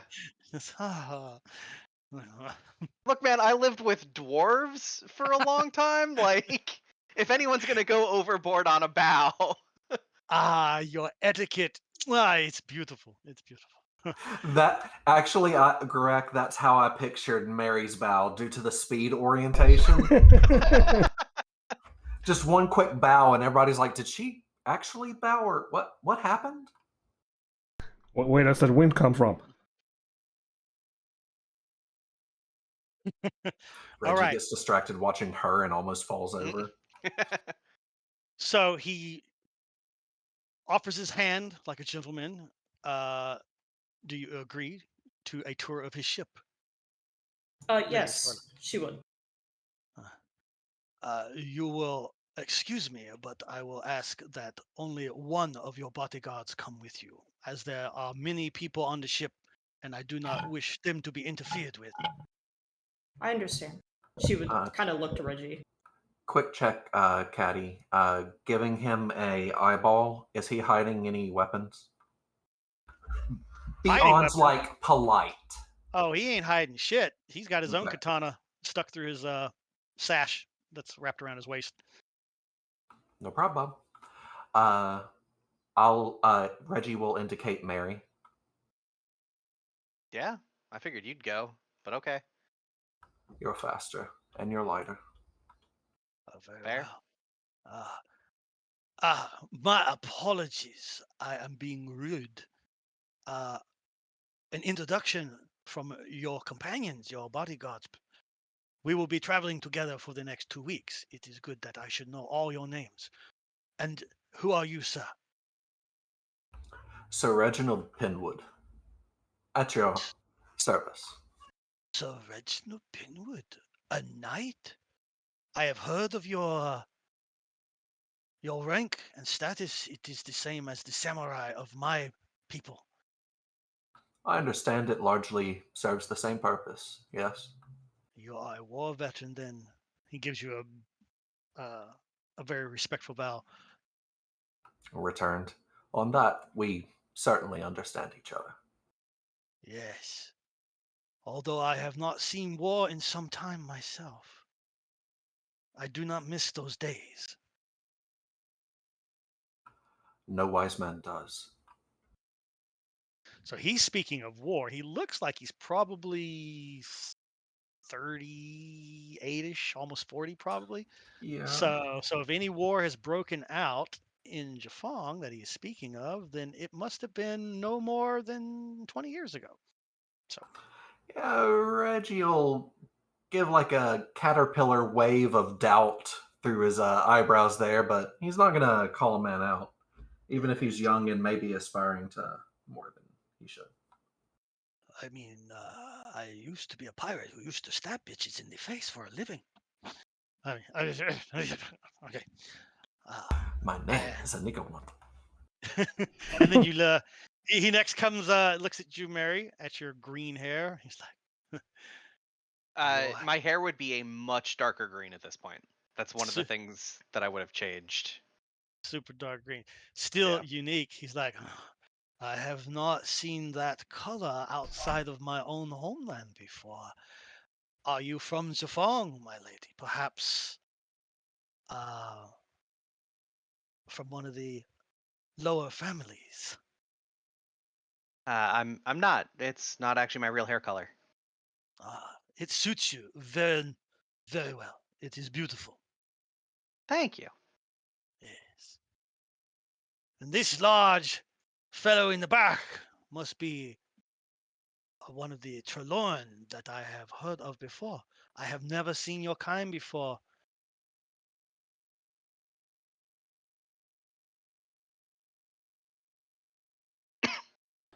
Gruak, Tashana, Guardian Lake Serene. This this is your title, Guardian of Lake Sarine. I have never heard of this place, but Yes, beautiful lake. let me give him a religion check to see if he's actually heard of Tarshana. He's dumb as a fucking brick. He knows Azarus, has not heard Tarshana before.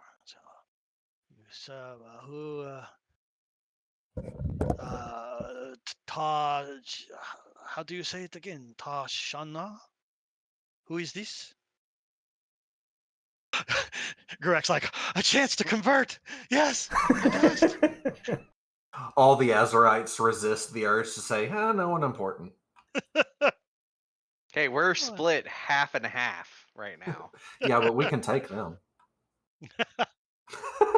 You know I'm one of the Tarshana, right? Yeah. Oh, okay. All right. So he does ask though. He's like, who is Tarshana?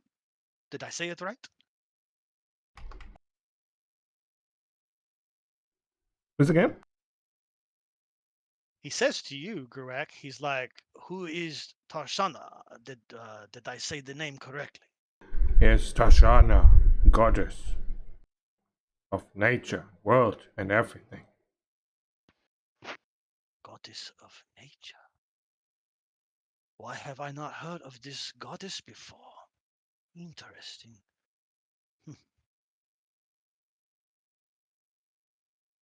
Your gods are how do I say this Red without being alert. rude? Without being rude, your gods are not worshipped upon the islands, at least not in any significant number. So, I hope that your gods will come with you.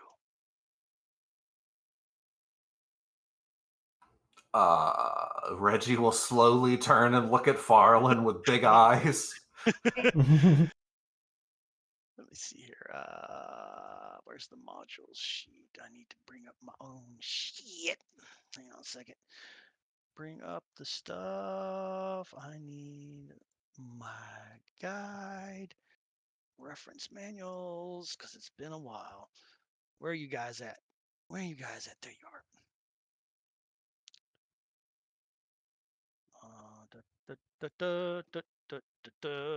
Shit. Please hold, and the next available operator will be with you. I haven't transferred these guys into the book yet. They are in my, of all things, you would think somebody writing books would use Word or some other word processor. Nope, not this guy. Excel spreadsheets, baby. All over the place. Cool. Interesting choice. Well, it's because of the tabulator, the tab system at the bottom. It just allows me to make lots of tabs for different categories and stuff. So I'm just used to using Nani? Yes, Noni. I am finding them. Not there. That's our timeline. There they are. No ooh-woos. Ubu? That's hot.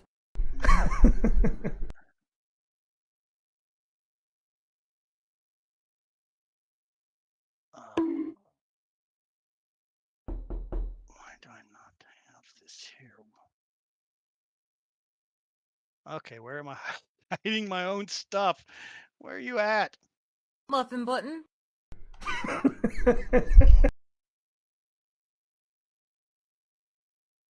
Reggie, I'm afraid of the discords that you're in. All of these have been ones from my personal one. Okay.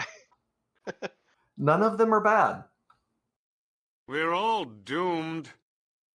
They're all along the lines of what you've seen. Yeah. Now, there's one friend I have. All of his have to do with being gay in some way. Like, even if it sounds like it doesn't, when he explains it, it's like, oh yeah, it's from a movie, and right after that, he's like, look at my penis. Yeah. Like, I don't know why his has that theme, but all of it is like that. Hang on a second. I forgot I haven't transferred this data over, so I got to open up a different Fantasy Grounds. Hang on a second. Blah, blah, blah, blah, that campaign, and I need the Savage Worlds version of my campaign guy. Where are you at? There you are. Savage Worlds, open. Because I stopped working on the D&D version. You must construct additional pylons. Why did we stop working on the D&D version? Because screw you, Wizards of the Coast. Exactly. Go away. And then I started on the Paizo version, and then I was like, I don't want to have anything to do with the D20 system. And then Paizo was like, hey, we got our own open game license. Okay, I'll reconsider. But I've done most of my work now in Savage Worlds. So there we go. Modules. Savage Worlds. Dun dun dun. Book Builder. And bring up Z Pantheon. There they are. Okay, got it.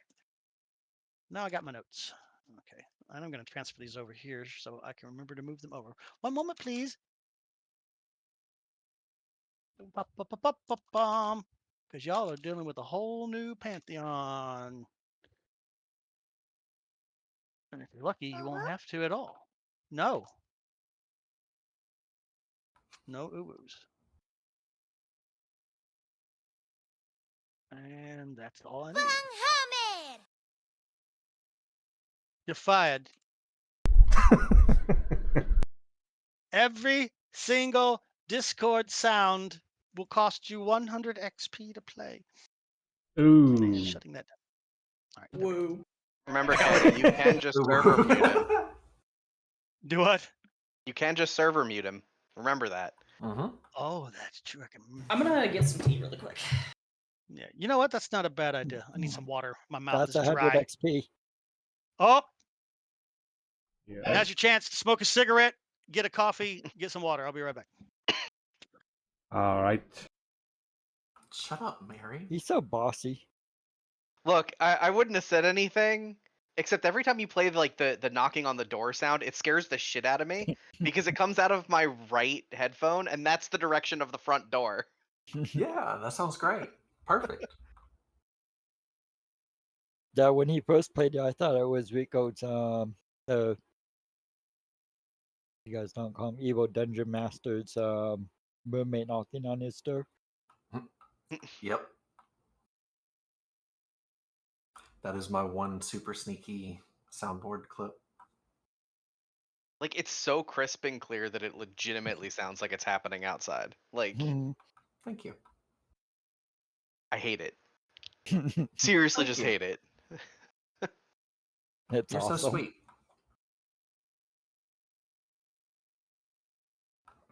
The guys I work with, we're in Discord all day, and we continuously play around with the soundboard because they're obsessed with it. Hmm.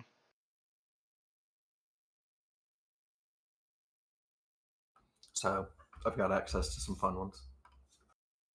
Nice. That makes sense.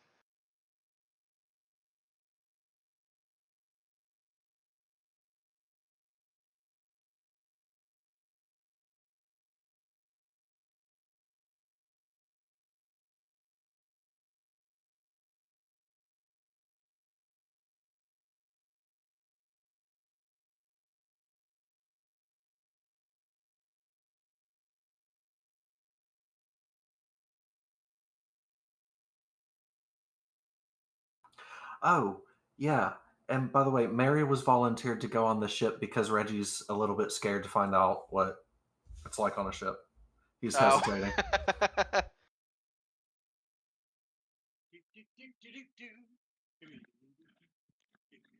Plus, with that 19 perception of passive perception of his, he makes a good outside scout. Because I don't put it past the DM to jump us one last time before we leave or something. Fair. Not gonna argue with that. You plotting against me? Yes. That's our job. I mean, we're plotting against you in that we expect you to be plotting against us.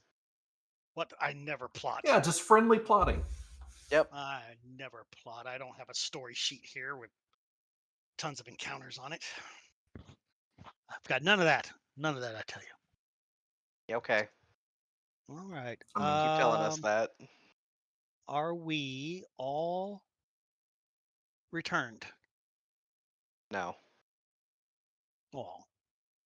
Sure, listen. I think Lou is still gone, and I think Gurak might also still be gone. Excellent. More water for me then.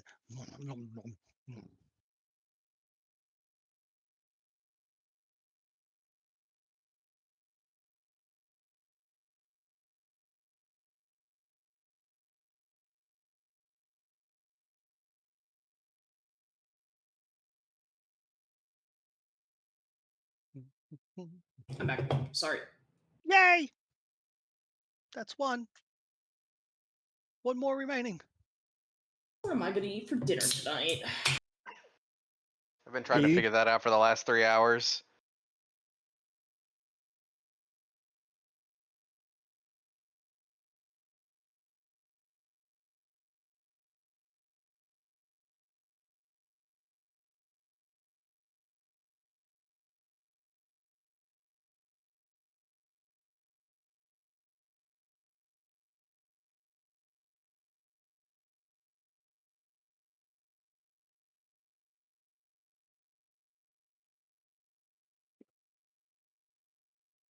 I built a new computer, which is Yeah. currently sitting on the kitchen table, still not packed up yet. Nice. It's been doing a Prime 95 burn testing and stuff. I have not built an AMD computer in 20 years. This is my first one in 2 decades. But so far, holy crap, does it run like crazy. And it's got more LED lights in it than should be legally possible. I wouldn't be surprised if airplanes land through my window. Even my power cables to my video card and the motherboard are LED powered. So, and they're freaking cool looking because I can actually program patterns into them. So right now they look like power is pulsing back and forth between the video card and the power supply. So Nice. pretty cool. And then it's all synced with all the fans that are in there. They all run off the same controller cards. So it's pretty cool. I got it all cyberpunk colors. So it's all magentas and cyans and stuff. It's party.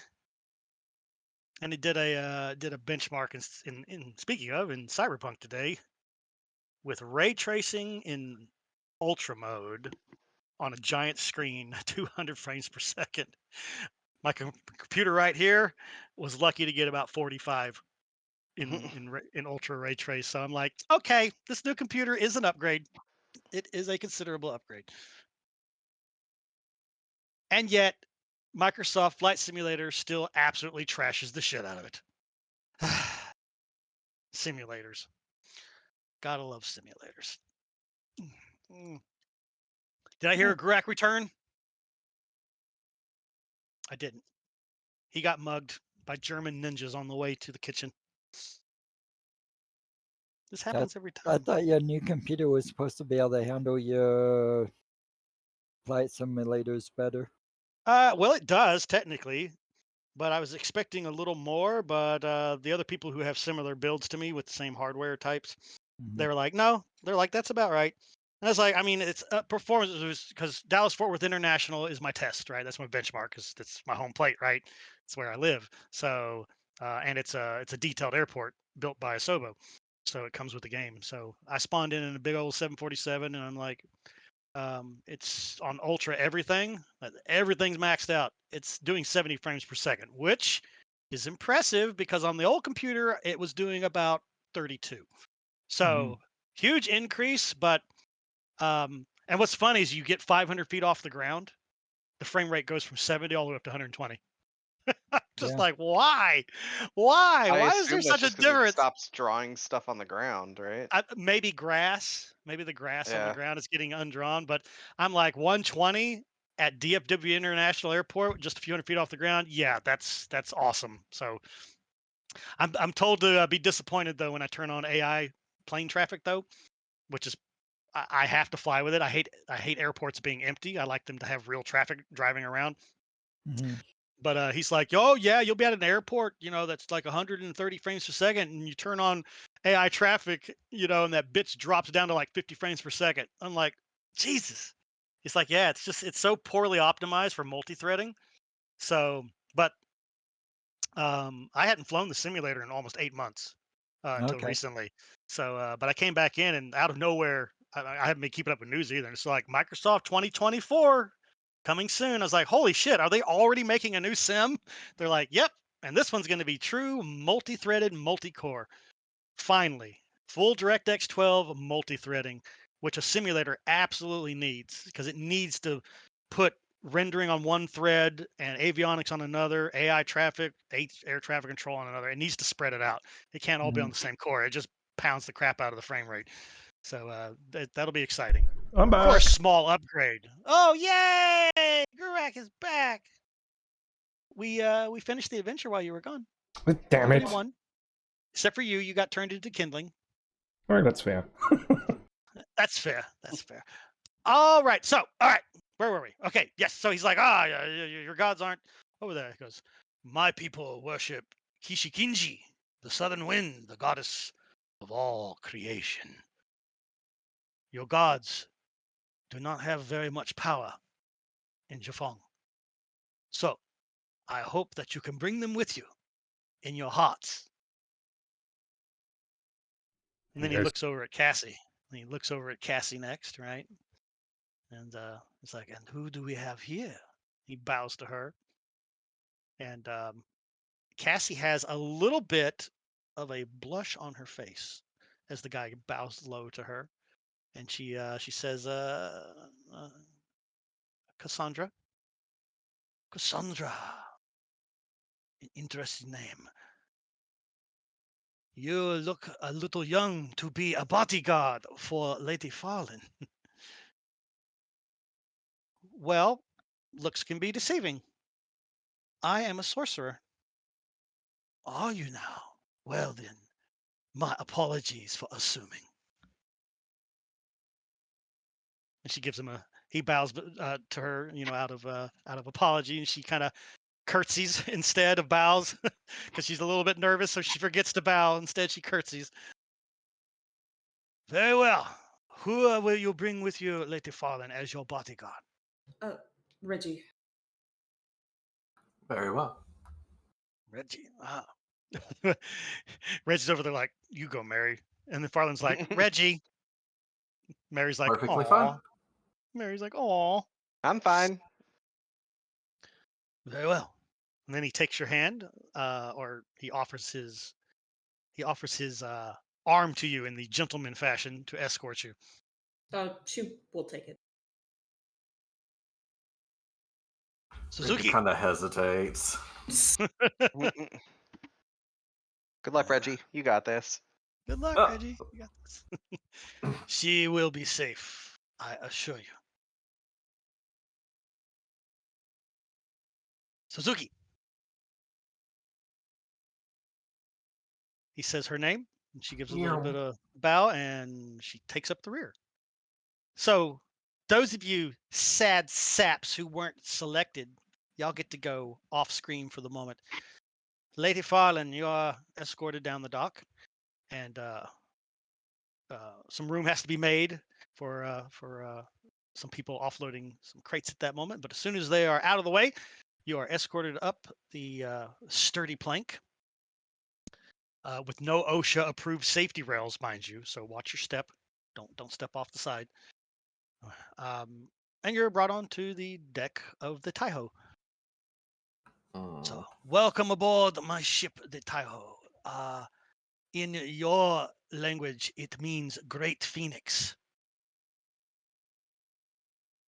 That's a beautiful name. Thank you very much. I named it myself when I took possession of it from its previous owner.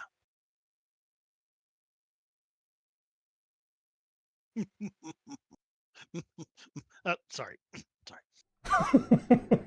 Completely legitimate business deal. This is our complete lack of asking. So, long story short, he basically takes you around the ship, shows you the weapons that they have on board. The ship is armed with 4 ballistas, and it is also armed with a front-facing and rear-facing porcupine system, which is basically a ballista that's got multiple loaded bolts in a fanned-out position. So when they pull the trigger, it's like a shotgun blast from a ballista. So lots of big ballistas on board. Of course, the crew, they're all armed. They all have swords and stuff. Some of them have bows. At least the ones that are on guard duty right now. The guys that are currently doing cargo, obviously, they don't have their shit on them other than maybe a dagger or something. They don't need weapons getting in the way, banging against stuff while they're loading boxes and stuff. The front cargo hold of the ship is actually quite clever and quite ingenious. It's actually a big hole in the deck that can be covered over with grating, and they have a very complicated looking system of ropes and pulleys right now that's allowing them to load up the cargo boxes and lower them below decks without having to strain their backs going downstairs and crap like that. So the cargo bay down below looks right now they're in the offloading phase, so right now it's about half empty.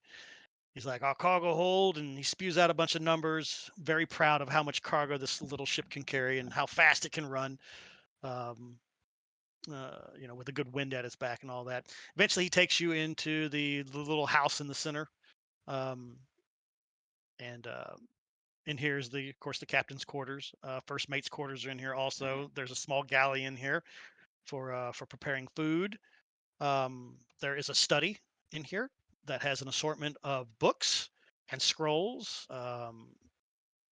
that are organized in a bookshelf built into the wall here.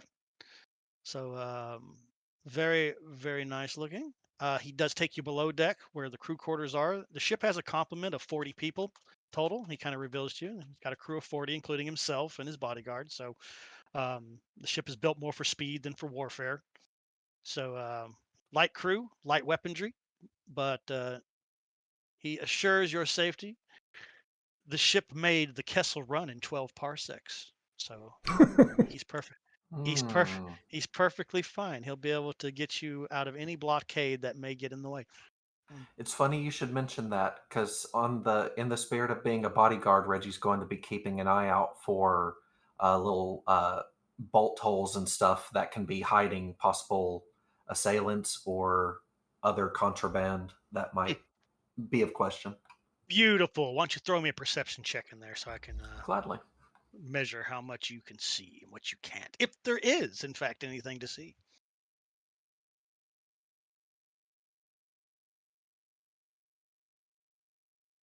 Did you forget how to use your character sheet, Reggie? Nope. Oh, old man. I just wanted to make absolutely sure I put it in the right spot.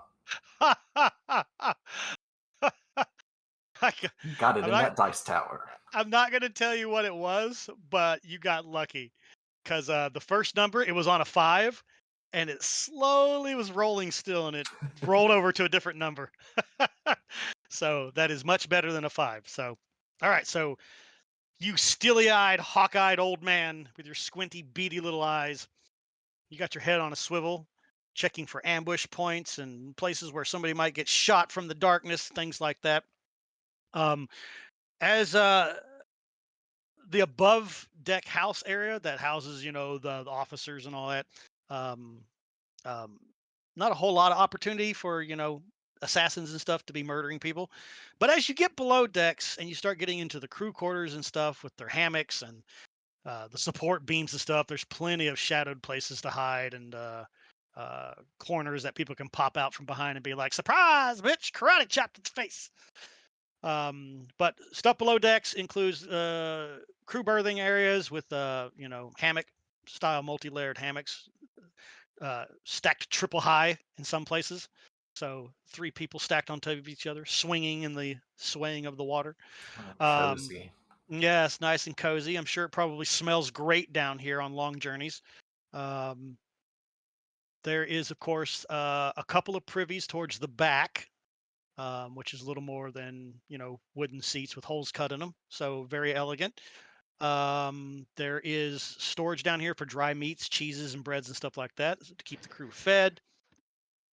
There are ore sections down here. So when the crew's not loading cargo and they need to row because there's no wind, there is oars down here, a big old oar rowing section to allow them to shove about 15 oars per side, so about 30 oars out if they need to do man-powered maneuvering. So, but overall, everything looks in tip-top shape. Well stocked. The men look well fed.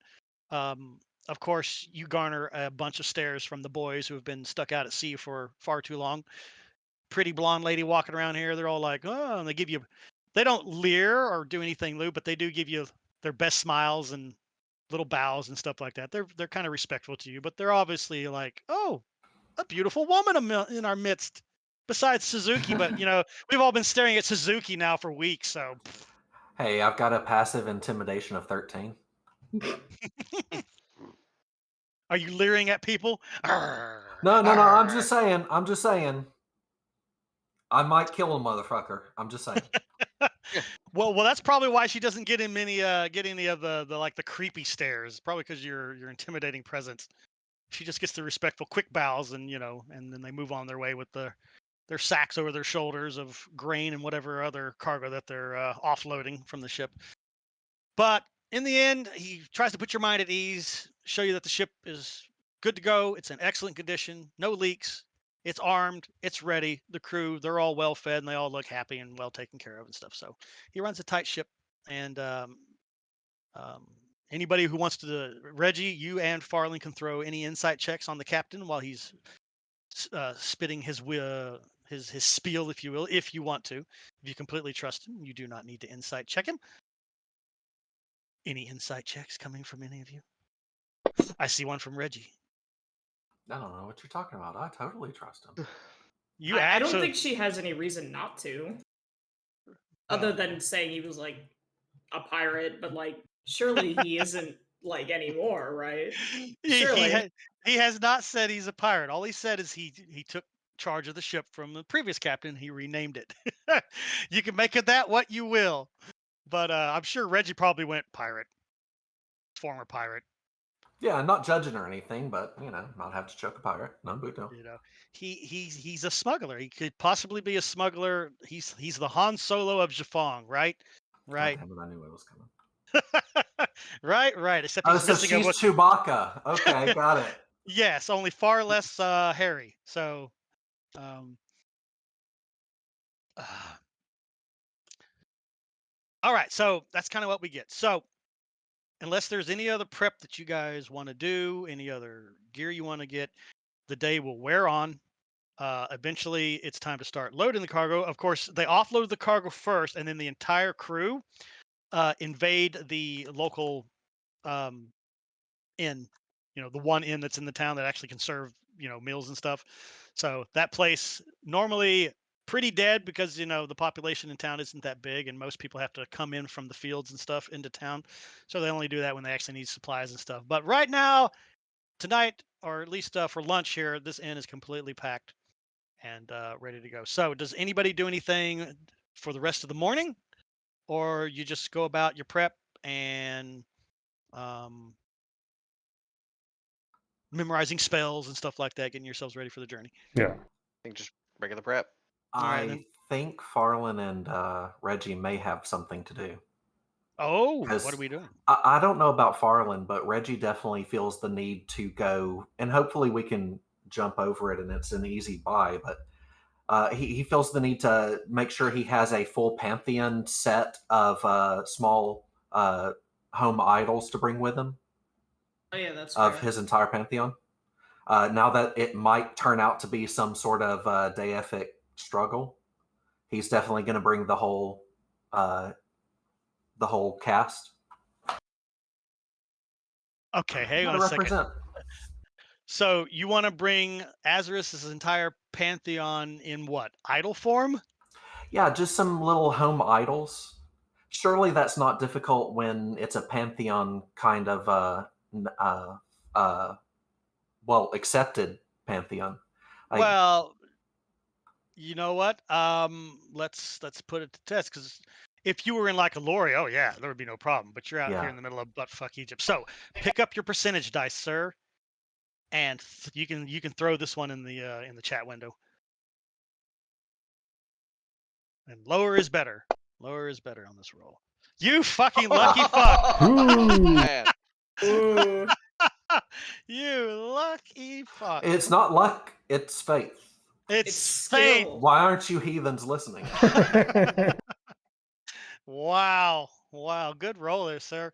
All right. So you're like, Lady Farland, I think we should represent. Yeah. we should We should flex on these fools. It's like, Represent in the hood. well, obviously Lady Farland's got representation already, but you make it your goal in life, Reggie, for the rest of the morning. You're gonna go around town and see if you can collect different Yes, sir. holy symbols or anything. What the hell is the word that I'm looking for here? Epigene, the Effigy? thing. Thank you, effigies. Any kind of stuff that would represent, and you mean the entire pantheon, including the bad Yes. boys too. Mhm. Okay, so all of them. Including Daniel. You amending whitewashing bastard. I've noticed. Daniel, Daniel, he doesn't have enough followers yet. That's right. You flip over the real God of Thieves coin, and Daniel's up underneath there. Daniel does get a mention under Xanthus's entry that he's kind of in a rivalry for who is the actual god of thievery, but you haven't so. quite unseated him yet, sir. But you're there. You are a character now, forever in the lore of my world, because you played him so well. All right. Well, Reggie, before lunch, right? Because you're gonna have to eat at some point today, right? Everybody needs to take a break for lunch and all that stuff. Arrangements also need to be. You need to negotiate your fee for getting everybody across the sea. So that meeting, he said, can happen after lunch, though. Lady Farland, he says that to you. We can negotiate my fee for bringing you all over to Jafong after lunch. Yes. So, but Reggie, somehow through faith or the guiding hand of Azarus herself, you managed to walk around and acquire holy symbols and little idols and stuff like that from various townsfolk. It's not free. Some of them don't want to give up their holy symbols, right? Because it's all they got. But through amazing skills of negotiation and intimidating eyebrow wiggles and mustache flicks, you managed to get exactly what you were looking for. And it only cost you 4 gold pieces. So if you would, sir, spend me 4 gold pieces off of your character sheet. And you may add to your character sheet complete Pantheon set. So you can be like, you guys got 1 god, but look at us. We've got 10. What's the name of our continent? Could that be the name of the pantheon? What is the name of the pantheon? Oh shit! You're gonna make me look, aren't you? It's been a while. It's been a while since somebody asked that. Hang on a second. It's in my book here. It begins with an A. It used to be called Tilgathil, but that's more of an elvish name. That's what the elves call it. You know, the elves that are always pissed off here in my world because they don't belong here and they hate it here. Where am I going? I am going to the modules. I am going to the official book. Un momento, por favor. There it is, campaign guide. And we go into the reference manual. No, we lost somebody. Who did we lose? Come back. Who are you? Farland. Yay! Farland returns. Sorry, my Discord just crashes randomly. Yeah, it's Discord. Let's see here. Ah, there it is. Azardonia is the continent name that the humans call it, and elves call it Teal'Gathil. That is Azardonia.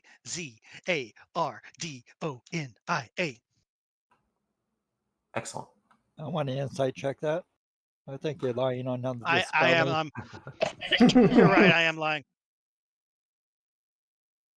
Thank you, Wolf, for being very patient tonight. You are about to come into existence here in a moment.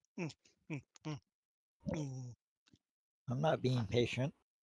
I know you're fuming right now. Dude, I'm Yep. very sorry. I'm trying to get through it, Nope. He knew he'd have but to it's wait. not in my nature.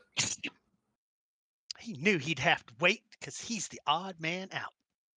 I'm just waiting until you all get there, and then I'm gonna kill you all for making me wait.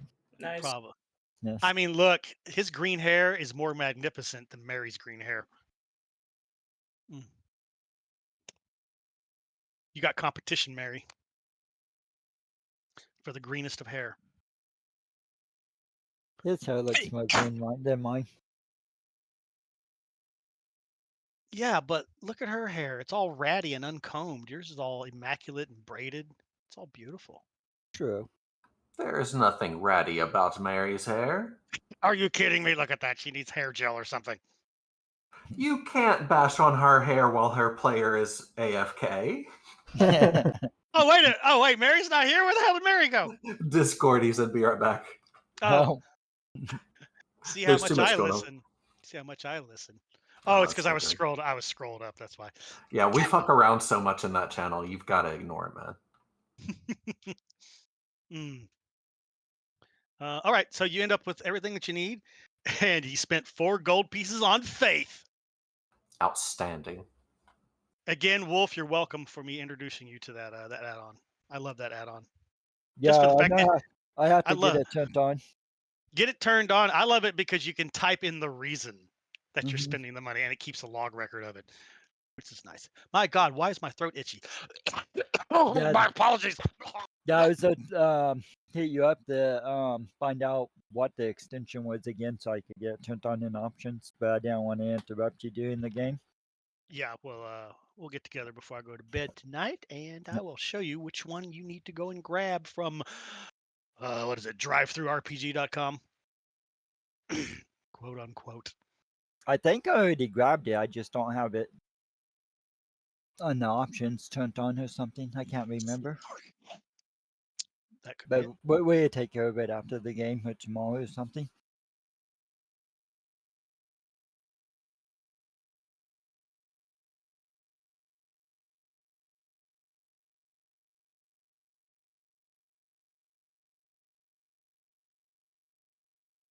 My Saturday group spends money like a shove, and it's like, you guys just got a lot of money. You taking it off? Yeah.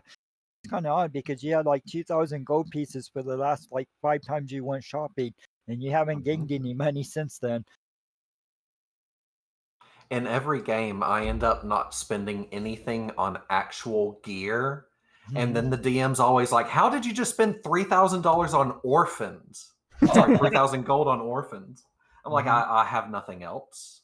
Yep. Why? I'll tell you why, boys and girls.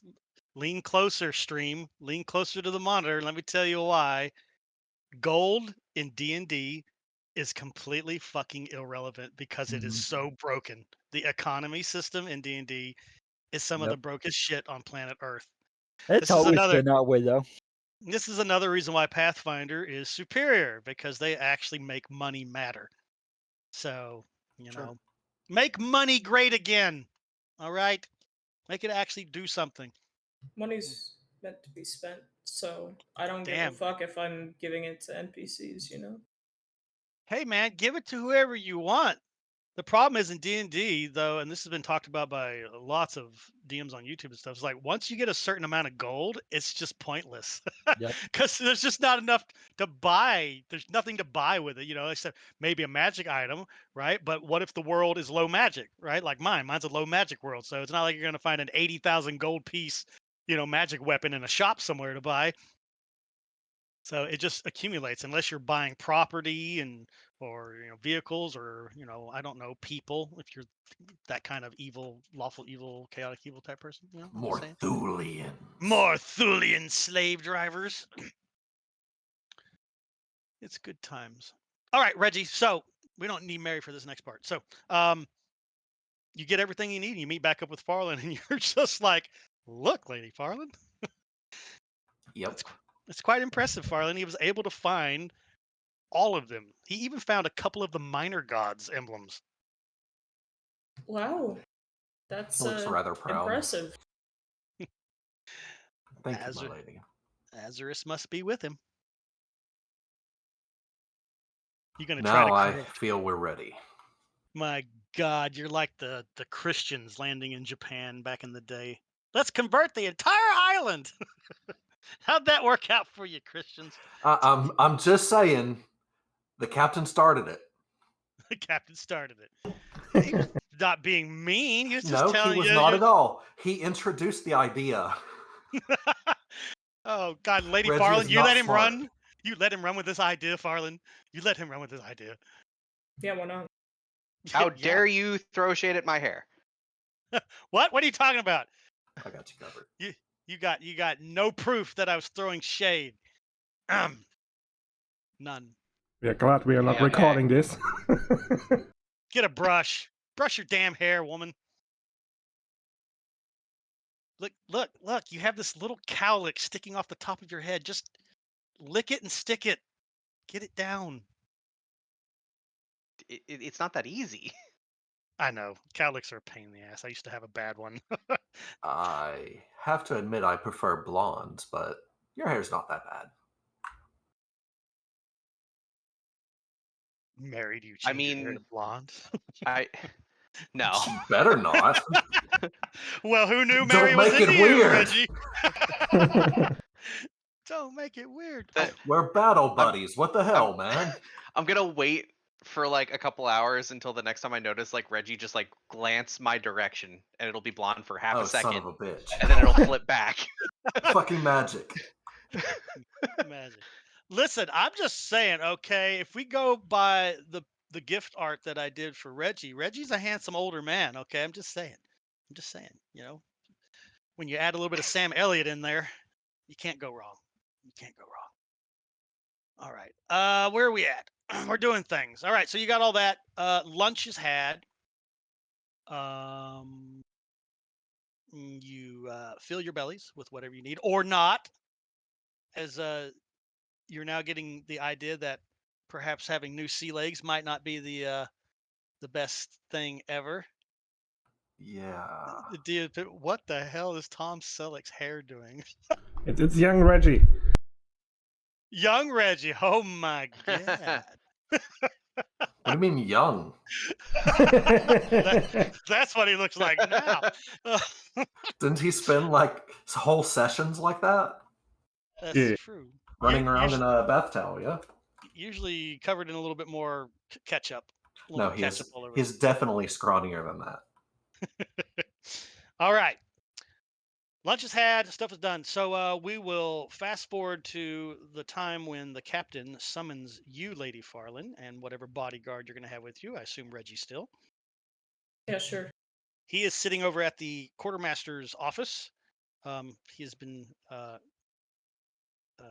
given usage of the office by Marco in order for him to fill out whatever paperwork he needs to do. As you come walking in, he does stand up and gives you a bow. Because you are a lady of importance, you have established that. And then he offers you the seat in front of him across the desk. And Reggie, you can stand your ass up against the wall. Oh, he'd definitely prefer that. Like a good bodyguard.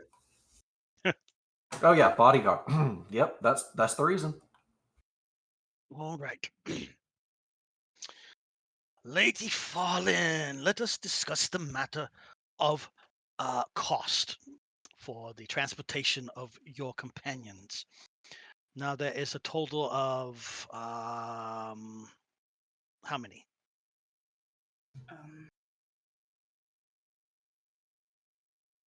That's a good question. Shit, I can't even count. Reggie, you, Mary, 6. Gruak, Cassie, Cassie, and that's it. and our cargo. Yeah, a box. right. Yeah, and Yeah, we've got a fox in a box. got a fox in a box. Fox Sorry, box. I'm making a T-shirt out of that. Fox in a box. It'll have a picture of her on the cover, looking through the iron bars of a pet cage. All right, so a total of 5 plus the cargo that Marco has informed him that you do have cargo that has to come with you. Confidential cargo. Oh my God, get out, Gruak. Okay, so passage for 5 plus cargo and no questions asked. Yes, I assume this is a matter of delicacy, and you do not want questions being asked once we arrive. Yes, please. Very good. Jolly good. Jolly good. All right. Let me see. It's fucking offensive. Jolly good. Jolly good. Appropriating our shit. Yep. Now I know why Brian does voices so he could think. Yeah. Yes. It's all part of the experience, right? Mhm. I'm trying to get a fair price here. So discretion. Woof. Discretion always adds to the cost. People of importance. That means you've got money in his mind. This is all metagaming thinking out loud. Let's Mhm. see here. And then there's 5 of you guys. So But you should be saying jolly good, jolly good. Jolly good. So he's going to charge. Shit, I need a calculator. Math, it's my strongest suit, everybody. Okay, 50 times that. I don't even know why we need math. So we can dump shit on Mars. Oh yes.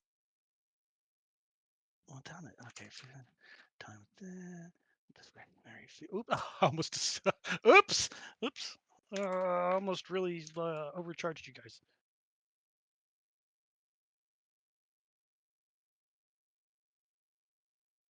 All right. He informs you that he is more than willing to, without questions asked, cargo plus 5 passengers for the 2 weeks across the way. 600 gold is what he is asking for. We can definitely do that. Reggie would prefer not to do all of that out of his pocket, but he can cover it if we want to do it that way and then just remunerate. Now, you're a good little bodyguard right now, so Lady Farland, you obviously you do have the ability to negotiate if you want to try to bring him down from 600. I don't think she knows how to do that. Don't roll a 1, it might go up to 1200. Yeah, you roll a natural and you'll insult him. But let's see. You should be trained, right? Yeah. I mean, like, she's not like exactly keen on haggling with other people, if that makes sense. Yeah, I mean, you're trained in persuasion, so you do have the ability to negotiate like a boss. But I get it. Also, Reggie, you Oh, yeah. mean our pocket? Yes, I actually do. Oh my God, where does this Treloran come from? Get back outside! All right. Negotiation or agree with a handshake to 600. She'll agree. All right, a handshake is done. 600 is agreeable, you say. Very good. I do require all payment up front before passengers are allowed to load. So, if you could handle that rest of the transaction before we set sail this evening, that would be most appreciated.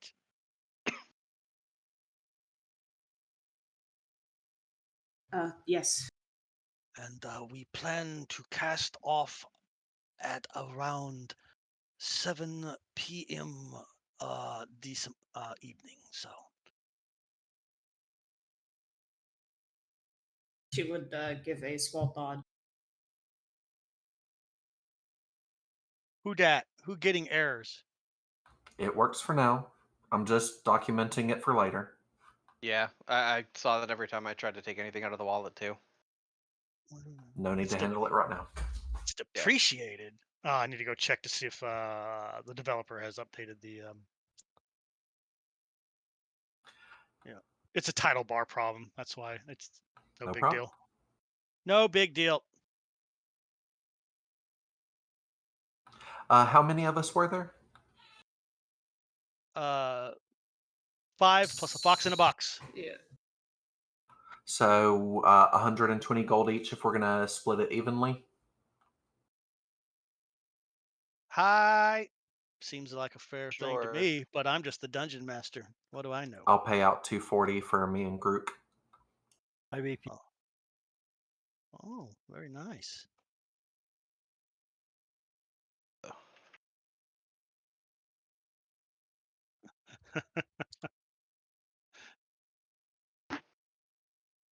Mary's playing. Oh, look, Mary's all fancy. Look at my platinum pieces. I literally have no gold. Platinum is raining down.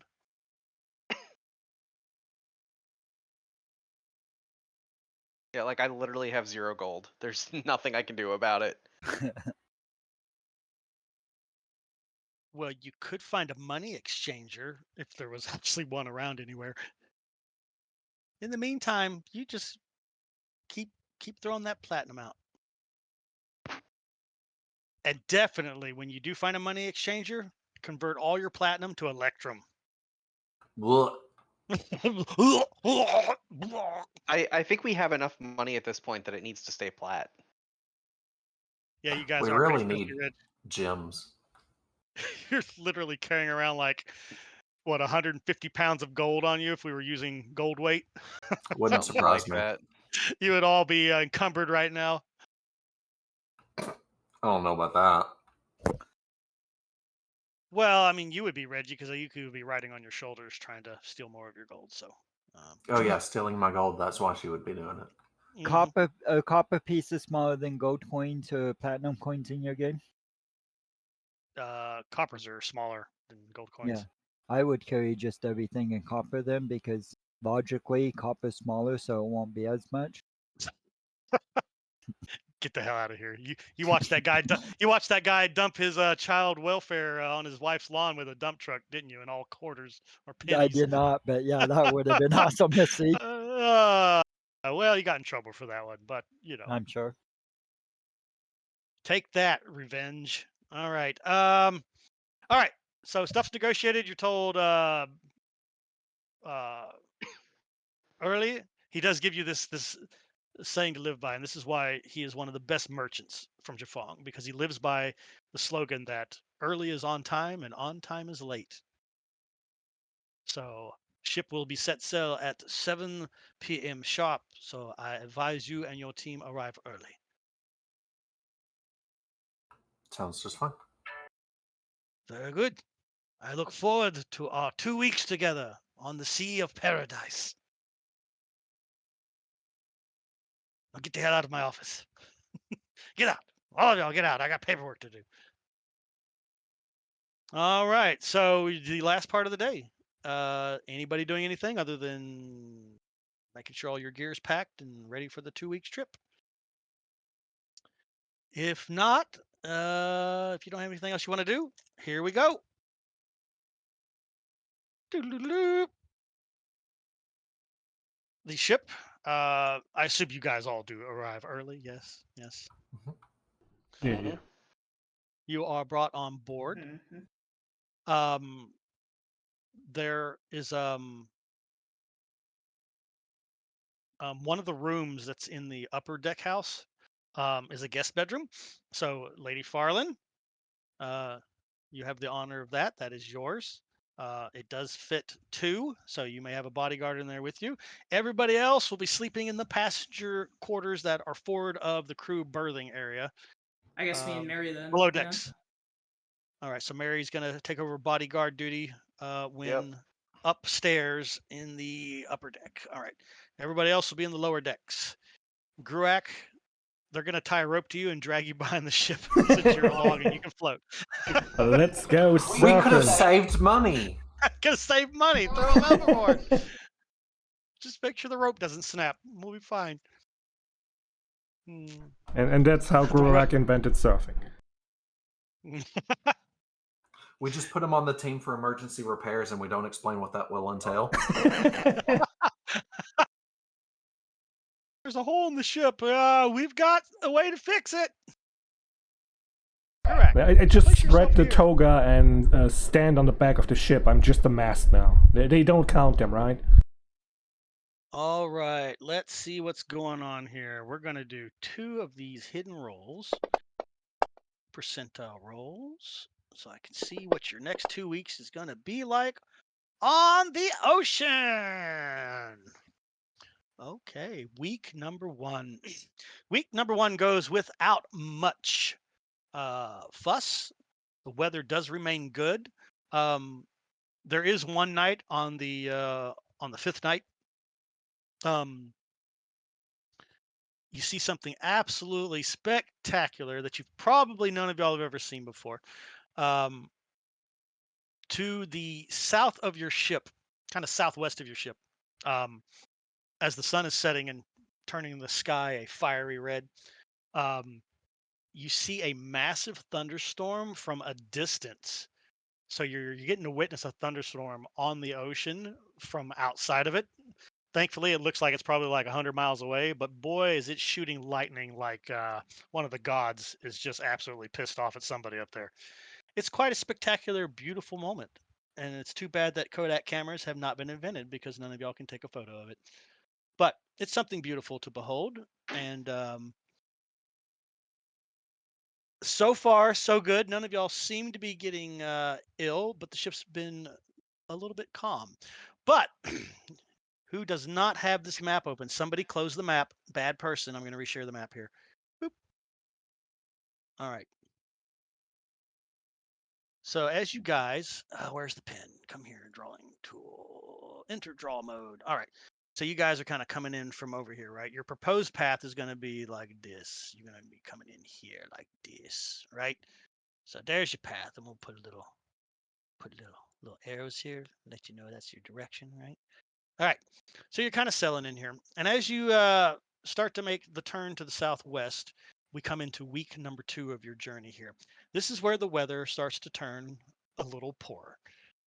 Not massive, nasty storms or anything like that, but there is enough rain and enough wind buildup that the ship does start its rocking.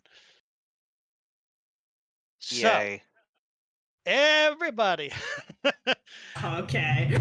I So- already know what you're gonna ask. Yeah, so we'll say about it's about the 9th day, right? So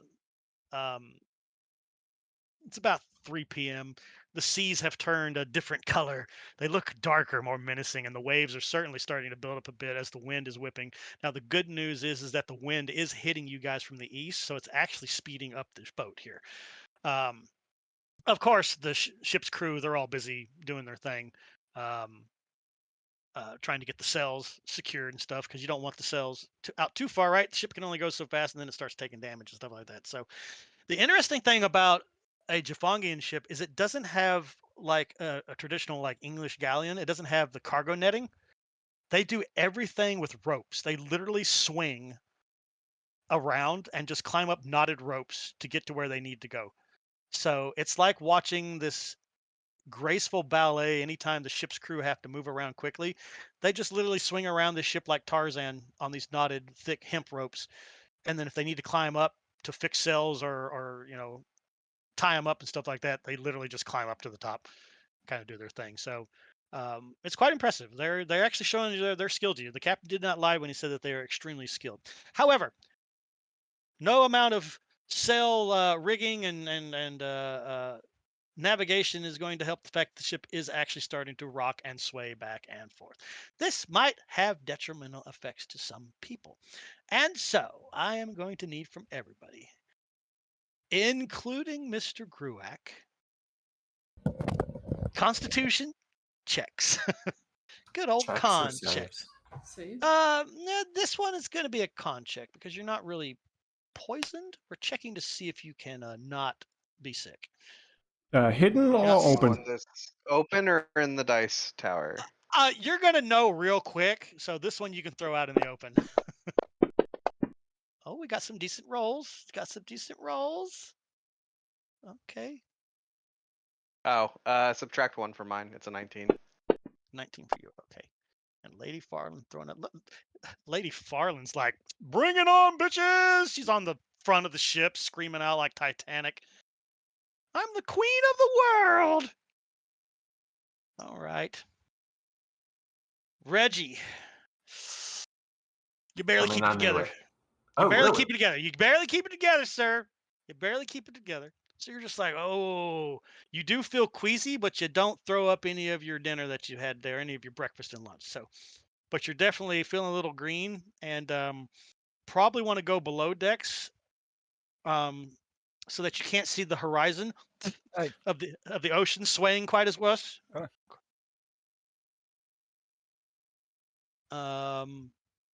Mary, you apparently were born for the sea. Lady Farland as well. You apparently have sea legs you didn't even know that you had. Can I So ask a question? what? How are we feeding a Yuki? She's dead We're not. already. She died in the box. Yeah, we're not worrying about it. So I will address that here in a moment. I assume there's mice down there. Now listen, you barbarian. She is not going to eat mice. All right. So, Cockroaches. Fox actually does like insects though. So yeah, probably she's gonna eat the roaches. All right. So Lady Farland, surprisingly, you're just like, whatever. You're used to that sea air and stuff, right? Because you live on the coast and Right.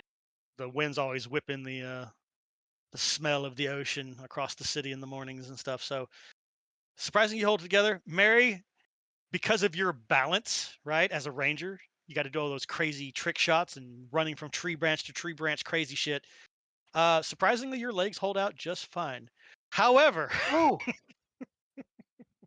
there's a tree that is not used to the ground bobbing up and down and swaying left and right. This is a completely new experience for you, Gruak, and you're not having any of it. Because while the exterior of you may be made of wood, your internal organs and stuff still have fleshy bits. So you are a little like, So I imagine that all the fruits that you've eaten are about to come out as a giant fruit salad here in a second. Yeah, there are a All lot over of the berry place. puddles. So does that mean Cookie just needs to get a big barrel and we have breakfast? You nasty. Why are you so nasty? Well, it's Absolutely a vile. tree. Absolutely vile. You don't know. Have any of y'all tried Trelawney vomit? It could be as good as brandy wine. I have no intention to do that. I don't know. If it was fermented, people would drink it. You know it. So yeah, Gruak. The question is, Gruak, do you just let it go right there on the deck, or do you find a side of the ship to spew it over? I think he just would put it on deck. It's like he doesn't know what to do. It's just wobbling around, leaving a puddle here and there. So Reggie.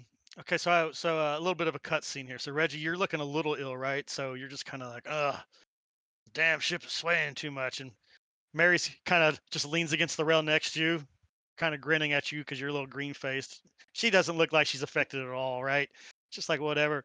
But Mary, you kind of nudge Reggie in the side and you point over to Gruak, who's standing right in the center of midship, right? And it looks like he's got his arms out, right? Like he's trying to balance himself, and the ship's just rocking back and forth. And you didn't know that trees could look pale, but he doesn't look well. And then on cue, a waterfall of fruit salad just all over the freaking deck of the ship. And Gruak, you get brought down to one knee, right? Because you're just like, I've never felt like this. This is terrible. Tarshana, make it stop. Blah. So that's kind of what happens on the 8th day. Now, Ayuki gets loaded into the ship, right? She don't stay in the box. She comes out of the box, obviously. And she uses her incredible ninja skills to, hide where she needs to. And if she needs to get back in the box, she can. but I'm sure some of y'all will bring her food, right? Somebody, Yes. anybody. Farland, don't let them be mean to your best friend. Shut up, Reggie will bring her food. He is sneaky. It will be easy. It will be easy. And also, So, I didn't see a seasickness check from her. from who? Ayuki. Oh, you bastards. Come on, Fox. We all know she failed. Oh, why you gonna make me do this? Okay, hang on. One. Bring Come up on, the party Fox. sheet. Party sheet. It's all in her box. It's just rolling around in her box. I need a new box. Let's see. Oh. Where are you at? Dude, we put cat litter in a box. Okay. Nasty. Okay, here she goes. Her con's not terrible. It's a 16. Yeah, Good. take that. Ha! Damn it. Damn. Take that, you naysayers. Remember, she's been on a boat before because she had to travel all the Only way good over. roll she's gonna have tonight. Don't curse her like that. Don't curse her like that. Okay, so hey, nice little ship that's been drawn. So that's day 8, right? Day 9, day 10, day 11 will be about right here, we'll say. Day 12, getting close to the coast, and probably by the early morning of day 13, you guys will be here. So almost 2 weeks to get there. So oh my God, what have I done? No, let go! Let go! No, let go! Oh no, we took a detour. I'm afraid I've killed all of you. We Don't bounced kill off the all. island. The island has rejected you with a big red line. Okay, so let's see if the things get better or worse. So the weather sustains itself for a day.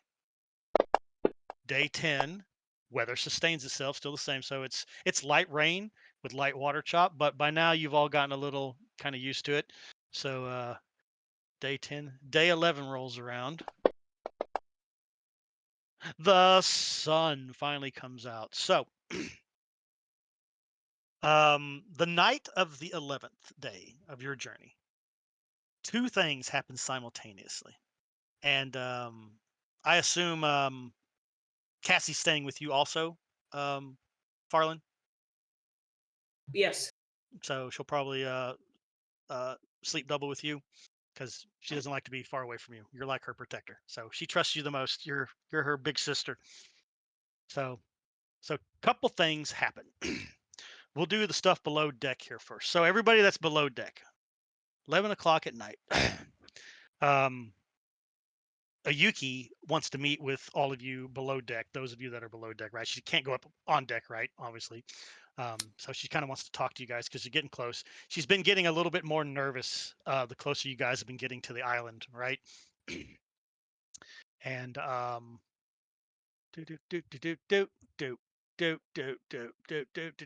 It's Mario. I knew it. He's here.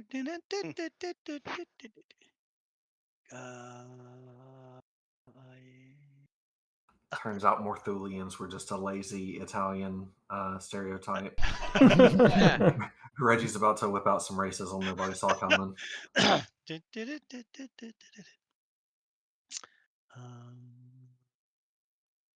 Where I'm missing something. Hang on a second. Where did I put that? Oh my god. Hang on a second, guys. Open up imagery. Where did I put you? Oh, okay. Okay. There is.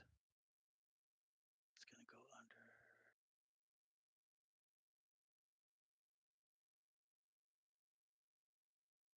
Oh, I've lost my page. Hang on a second. Come back here. Come back.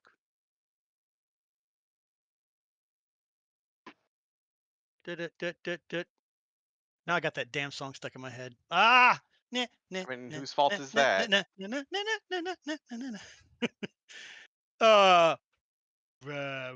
Reggie's Man, fault? fuck you. Reggie? Is that the right answer? Okay, there we go. That's what I'm looking for. Da da da da da da da da da da da da da da da da da. Pew, pew, pew. Pew pew pew pew pew. Okay. So she's like nervous and pacing, and she didn't want to be like by herself right now. So she's just kind of sitting in your room, Reggie, right? Just kind of chilling. Um, Meanwhile, Reggie's trying his best not to throw up. she's kind of encouraged. She's like, listen, she's explaining how you get over seasickness, right? Because she was seasick the first time, also, right? Because listen, she's like, She's such a fucking know-it-all. I'm not a know-it-all. Listen, I'm a spirit, and I've been through this like more than once, right? It's just you got to pretend like the room isn't spinning around in circles. That's all you got to do. You got to put it out of your mind. Think of something. Take yourself into your happy place, right? Your happy place. Deep breaths. Deep breaths. So, is there anybody else in Reggie's room right now? Or is it just Reggie? Everybody else just chilling in your own places? Gruak is out in the Think water so. still, floating. Farland, you're upstairs with Cassie and Mary. Um, so as she's kind of talking to you, Reggie, she's sitting across from you. She's kind of sitting on the floor with her back against the wall, facing you as you sit on your bed, and or lay on your bed. Probably laying on your bed, Laying staring at the off my ceiling. bed, actually. Yeah. Head draped off. Yeah. Are you face down towards the floor? Or are you face Yeah, up? walrus mustaches hanging down, touching the floor. Oh, that's so cute. He's so cute. So, so we get a little cinematic cutscene here, Baldar's Gate style, right? She's kind of leaning against the wall. She's telling you, the secret is you just gotta find your happy place and just focus on that and all that. She kind of reaches up and she starts kind of like scratching her forehead a little bit, and then she kind of makes a face, like she's in pain type thing, and then she's like, "Ow!" She's like, "Ow, ow!" And that ow turns into ah, basically the sound of like agony and stuff. And then she's just like flailing around on the floor right now, clutching her forehead, and you can actually smell burning flesh, Reggie. Oh, I'll append a bucket. Surely we've got a bucket of water for washing up. I'm Oh gonna douse that bitch in the face. no, that's the other bucket. Yeah, I don't fucking care. Ah! We can wash that off later, but Ah! Yeah, you probably had, can I have some water, please, type thing. So she's writhing on the floor right now, clutching her face, and she is actually like screaming. So yeah. So you like get up, and you do kind of see smoke coming out from between her fingers. So she's definitely burning for some reason. And you do smell, of course, the smell of burning fox. So you hit her in the face with the water. yep, hit her in the face with water. At the same time, he bellows, "Fallen!" Wow. Oh, I'm going to need a perception check from Farland as she's up on deck. Give me a Okay. perception check. See if you can hear Okay. Reggie screaming your name from below decks. You're a Do you want me to beller put in the chat. dice tower or? I mean, yeah, this one you don't have to put in the dice tower. You're going to know one way or the other. I will let you know. Oh, look at her with her ears on a swivel. Wait a minute. That's me. Why are you rolling a What? Why are you rolling a strength check? Are you beating her against Rolling the that wall? chess score, son. Wait, what? No, go away, Reggie. It's not your turn. We don't need to. So he's bellowing. But yes, give me a perception check in chat, Lady fucking Farland. did. I clicked it. I'm hearing the sound of rolls, but I'm not seeing rolls. I saw it.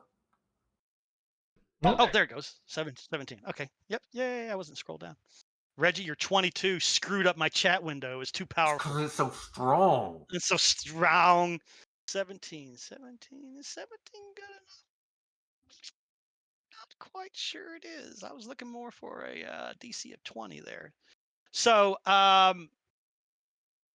you bellow at the top of your lungs for Farland. And Yuki's like, ow, ow, ow, ow, ow, ow, ow. And of course, do you reach down and pick her up, or do you just let her wallow around in the water? What do you do? What do you do, Reggie? Not you. You're not here. What are you doing, Reggie? Reggie's too disciplined to ruin a op. He's not going to take the unlisted person out. We are stuck in this situation, and he's going to do his best to get her through it and muffle her ass. So you put the hand over her mouth. She bites your hand. Yep. Because No, that's good. you're the stick, right? And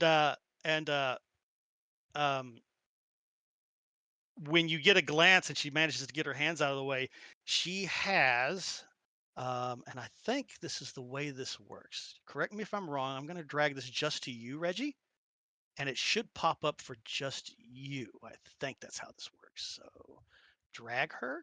And of course, I can't see Reggie's damn character sheet.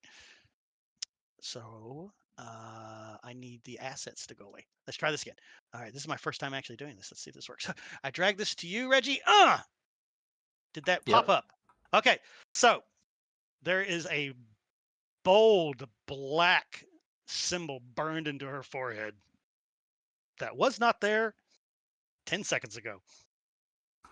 I fucking asked you if there was a ward, Ayuki. You said there wasn't.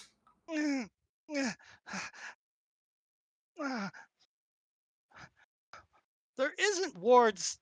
Ow. Is it bad? He will, is there a, he'll grab his, between his shoulder blades, straight razor. It's mirror finished. He'll pop it open, and it should give her enough to see a little bit of what's on her forehead. She kind of grabs you by the wrist to steady your hand there, and she kind of looks at it. And well, you can't tell if those are tears running down her cheeks or if that's water. A little bit of both, because that probably looks like it hurt. And she's like, "Oh, fuck. What is this? Suki puberty?" No. This is the mark of a traitor. What the fuck? Oh, I can't walk around with this on my head. Well, we're going to be hiding you anyway. He's going to kind of put her on the back burner a little bit and pop his head up and listen for anybody coming. Make sure he doesn't have to bullshit his way out of this. So you kind of stick your head out. So there are some people kind of looking down the hallway at you, but you're such an intimidating figure, and that bellow was so powerful that they're kind of intimidated to come check it out. So nobody seems to be bothering you just yet. Is anyone unfortunate enough to make eye contact when I put my head out? Yeah, there's people looking down. They're kind of leaning out from their hammock bunks. Like a couple people. Get Lady Farland now.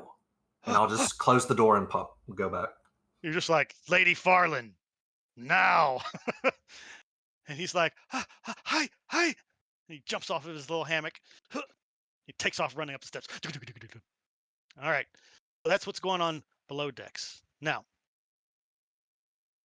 Can I roll a check too if I heard him on deck? Are you on deck right now? I guess you are because you're still sick. Yeah, you know what? Go ahead. Yeah, go ahead. He's up there being softwood. Yep. Well, anybody below decks can make a roll too. And Mary, you get a check too. Yeah, so I missed all of that because my food just arrived. Oh, great. Fantastic. Well, and the dog went crazy. Okay, remain sitting in your corner, eating your food, in character and out of character. Oh, look at Gruak. Gruak, your Reggie senses are tingling. You just make out what you hear to be Reggie just yelling Farland's name at the top of his lungs coming from underneath your feet. Oh, Master Stanger. My friend is in trouble. I should go help him. All right. Do you run down to help or do you stop to bang on Lady Farland's door? Wasn't she on deck also? She's in the crew quarters right now. Oh, okay. This is like 11 o'clock at night. So you've been on the deck enjoying the beautiful stars because remember, the weather has cleared. So it's nice stars. And tonight, uh, glitter moon, the moon closest to you, the one that's kind of a clone copy of the world that's nice and blue and green itself. It's so beautiful tonight. It's full moon. It's lighting up the ocean. It's absolutely stunning to see that big colorful moon glowing in the waters here and stuff. So, and all the stars glittering out there. So you're kind of at peace up here. And then the peace is completely ruined by Farland. Yeah, I wouldn't run, but big Gruak steps. And where are the steps going? You going to where Farland is, or are you going to go below decks and see what the hell Reggie is yelling Yeah, out? directly to Reggie. Here's my perception. Ah! You're too busy bored and trying to go to sleep, Mary, at 11 o'clock at night in Farland's room playing guard duty. You missed it by 1. It's a DC 20. So you're just like, whatever. Farland's over there probably doing her prayers and stuff. Cassie's kind of curled up on her side, laying on her side, almost like half asleep. Because the gentle sway of the ship, she's definitely got her sea legs for sure. So she's just like getting rocked to sleep like a baby and stuff. So all of y'all that are basically upstairs, besides Gruak, don't hear shit. All right, so Gruak, as you're coming down the stairs, this 5'5", like 20-year-old Japanese-looking guy with a thin mustache is coming up the stairs, and you're blocking the stairs.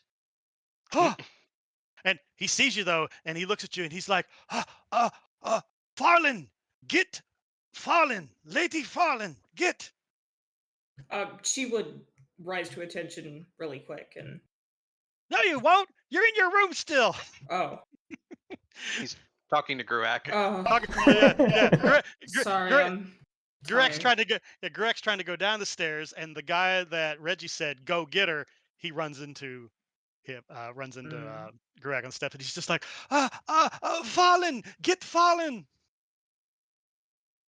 What do you do, Reggie? Or not? Fuck you, Reggie. What do you do, Gruak? Okay, Gruak, help. And I try to shove him by side to get downstairs. But gently, I just don't throw him away or something. Trample damage. Oh, he does not go to get Farland. Instead, he just like picks him up and turns him and sets him on his feet so that he's now behind you. And he just looks confused as you don't like run to get your companion and instead trade places with him. So he just takes off running back up the stairs, and you head back downstairs. Yeah, but I'm still directly going to Reggie just to check first what's going on. Oh, yeah. So the other guy, he's running. All right, so you kind of thump. Reggie, you hear the unmistakable sound of doom, doom, doom, doom, doom, boom, boom, boom, boom. Reggie! If it hadn't been obviously Gruak, I was going to kick her up underneath my bunk. But she gets out of that now. I'll reach over and pop open the door. There is a concerned 8-foot-tall tree man standing outside your door. Come on in. What's happening? I get in and close the door behind me. So you get in, and when you get in, you see a Yuki sitting on the floor, and she has something she didn't have before. She's got a burn mark in her forehead. And she looks like it hurts a lot, and she's kind of nursing it with like a cloth that what water she can get out of your little bowl there, Reggie, that's might be left. She's been using it to like dab the burn on her forehead to try to cool it off and stuff. But as she removes it, to adjust the cloth and stuff, you see the burn mark on her head. Correct. What happened? Someone attack? Where's the attacker? Gruak will protect. Some kind of magic. Just for me. I didn't know that they could do that. You see, you learn something every day in life. You hurt. Need heal. Yeah. Yeah. That's how she just kind of looks at you and goes, yeah. So you're going to lay some healing hands on her? Yep. When the sheet loads, there it is. What are you hitting her with? Cure wounds? Yes. Where is All it? right. Oh, there it is.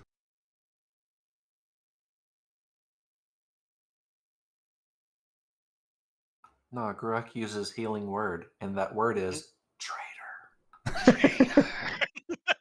All right. You're casting cure wounds here since you're not in combat. Nothing to do. So just be sure you mark off a spell slot from your actions page for that level 1. I assume you're casting at level 1. Yeah. All right, so you do that. So you lay your big barky hands on the sides of her face gently, and you pour on that soothing, healing magic from Tarshana. And while the redness around the mark goes away, the mark itself does not dissipate. It is on her head still. But she does look like she's relieved from the burning agony of the mark having suddenly appeared in her head with a sizzling burn. And you did her for 9. Okay, so you heal her back up, but the mark is on her head, and it did not go away with the cure wounds. So she puts her hand on your wrist and pats you, and she's like, "Thank you, Garak. Oh, that feels better." Oh, welcome, friend. Meanwhile, you hear the sounds, Mary, of feet quickly running towards your door, and then a fist pounds on the door. Boom, boom, boom, boom, boom. Lady fallen, lady fallen. Boom, boom, boom, boom, boom. That, of I'm course, gonna open the door with a spear in my hand. makes Cassie, she kind of startles awake from her half asleep thing as there's a bang on the door, and Wolf, no, come back, Wolf. Did you die? Are you dead, Wolf? Did the transformer outside your house explode? No, it's on. I can't hear you guys. What? Volume. Yeah, you Yeah, you have volume's been all the way. disconnected. Yeah, my computer just shut down and restarted. Oh, nice. Oh, well, that's nice. Yeah, I'm not sure why. Can you hear us now, though? Yep, I hear you all. Okay. I'm coming Come on back in when you can. Okay, cool. Yep. Yay, laptop. Take that laptop out like Old Yeller when you can and shoot it. Yes. At pursuit after you get a new one. After you get Yes, a new yes. one. So. After All I right. get a BC. All right, Mary. So what did you say, Mary? You fling the door open? I'm gonna open it, but I'm gonna be armed with my spear. Oh. Do you stab it into the man outside the door or just stand there God, looking? no. You got to cross your I chest just and want to be guard duty? prepared. Yeah. All right, so you slide it open. It's some young 20-year-old guy, big eyes right now, like he's like terrified. Somebody put the fear of multiple gods in him, and I brought them all. I brought them all. And he's just like, Lady Fallen, man with mustache, crazy mustache, Lady Fallen.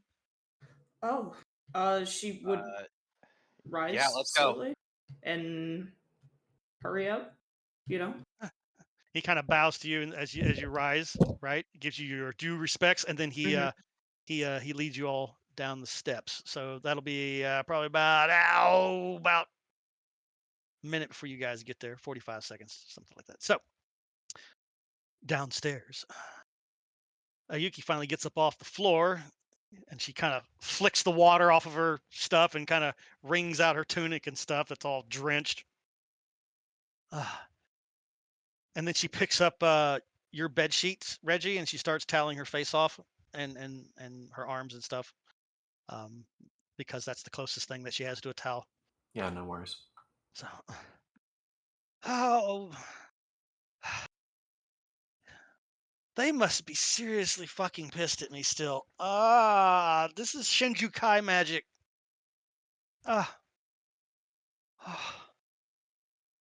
Well, this might change plans a little.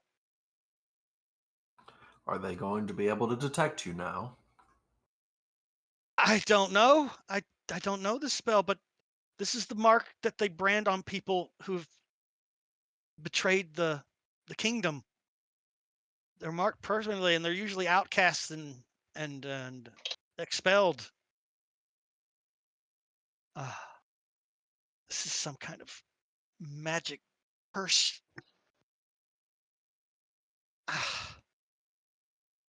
Fuck. Don't worry, So- Gruak will protect friend.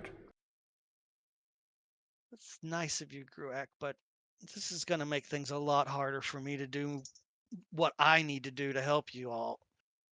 And then, right around that time, feet patting, and the young Japanese sailor, he points at the door and gives you a bow, and then quickly runs back into the berthing area. And you, three girls, are standing outside of Reggie's room. What do you do?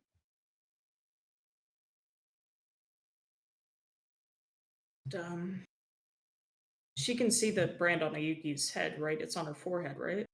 Well, the door's closed right now, so Oh. you knock, open, kick it in, She'll just open it. sacred flame it. All right, so the door suddenly slides open. I'm sure this makes Reggie like spin around, like Yep. until you see that it's Lady Farland, and behind her is Mary, and then Cassie coming in right behind that. That's right. And, I'll switch places with them because it's going to get crowded. Yep, And go I'll ahead watch the door. I'll share the record with everybody. So she's got this black, perfect mark burned into her forehead now.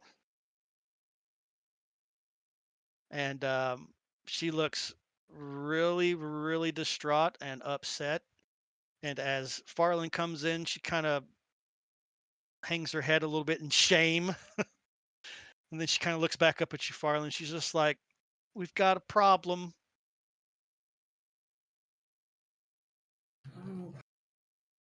She'd, get closer to her and look down at her head. It doesn't look like nearly as inflamed and hurting her. No, Gruag, yeah, any kind of swelling and pain and stuff is gone and stuff. You probably like, "Oh, are you okay?"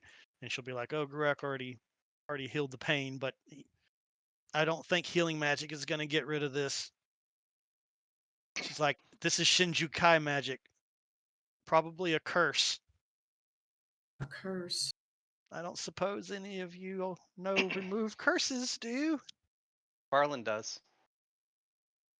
Do I? Mhm. What'd you do? You will Look at her tomorrow spell morning. book? Go magic eggheads. Good luck. Is that in her repertoire? Oh well, yeah, yeah, I can.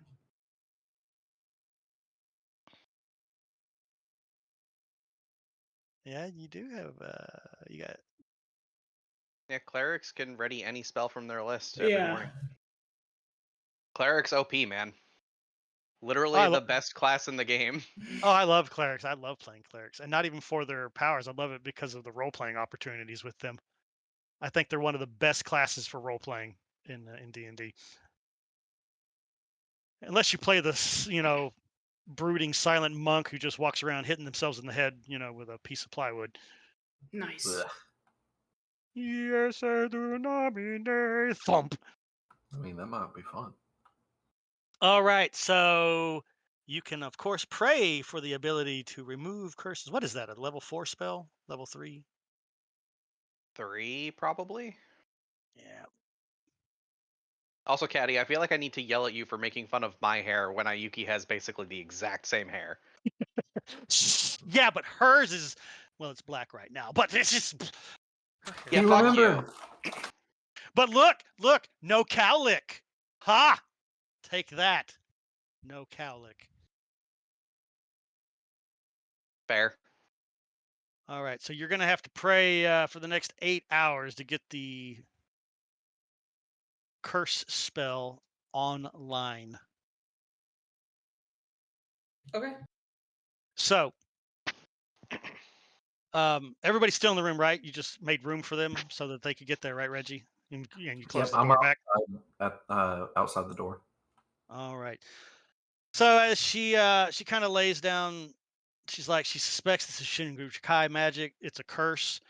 They must have set it up so if I ever returned to the island, I would be marked so that I'd be more easily able to be rooted out and brought to justice. Because remember, I murdered the Emperor's brother, and the fucker deserved it, and I would do it again and again and again in a heartbeat if I had to, because I was doing my job protecting the actual Emperor. Unfortunately, as you all remember, she told you all the evidence that she had. Co-conspirators against the Emperor took it all and destroyed it. So she has no evidence to prove her innocence, that what she did for the greater good of the kingdom. So she's kind of screwed. So apparently they're holding a grudge, even though she's been away now for several years. And now she's got this mark on her head, which makes her stand out like a sore thumb.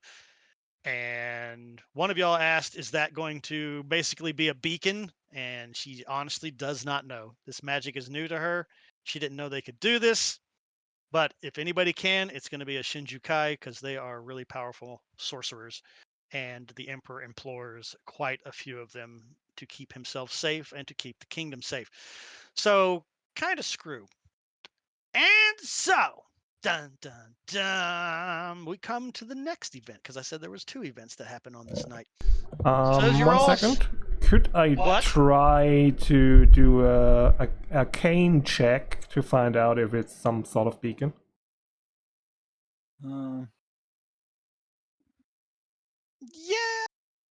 Yeah. As long as you're trained in it. Are you trained in Arcana? Yeah. Anyone trained in Arcana can make an Arcana check. I think that's going to include you also, Lady Yeah, Farlet. boy. That's a good roll, sir.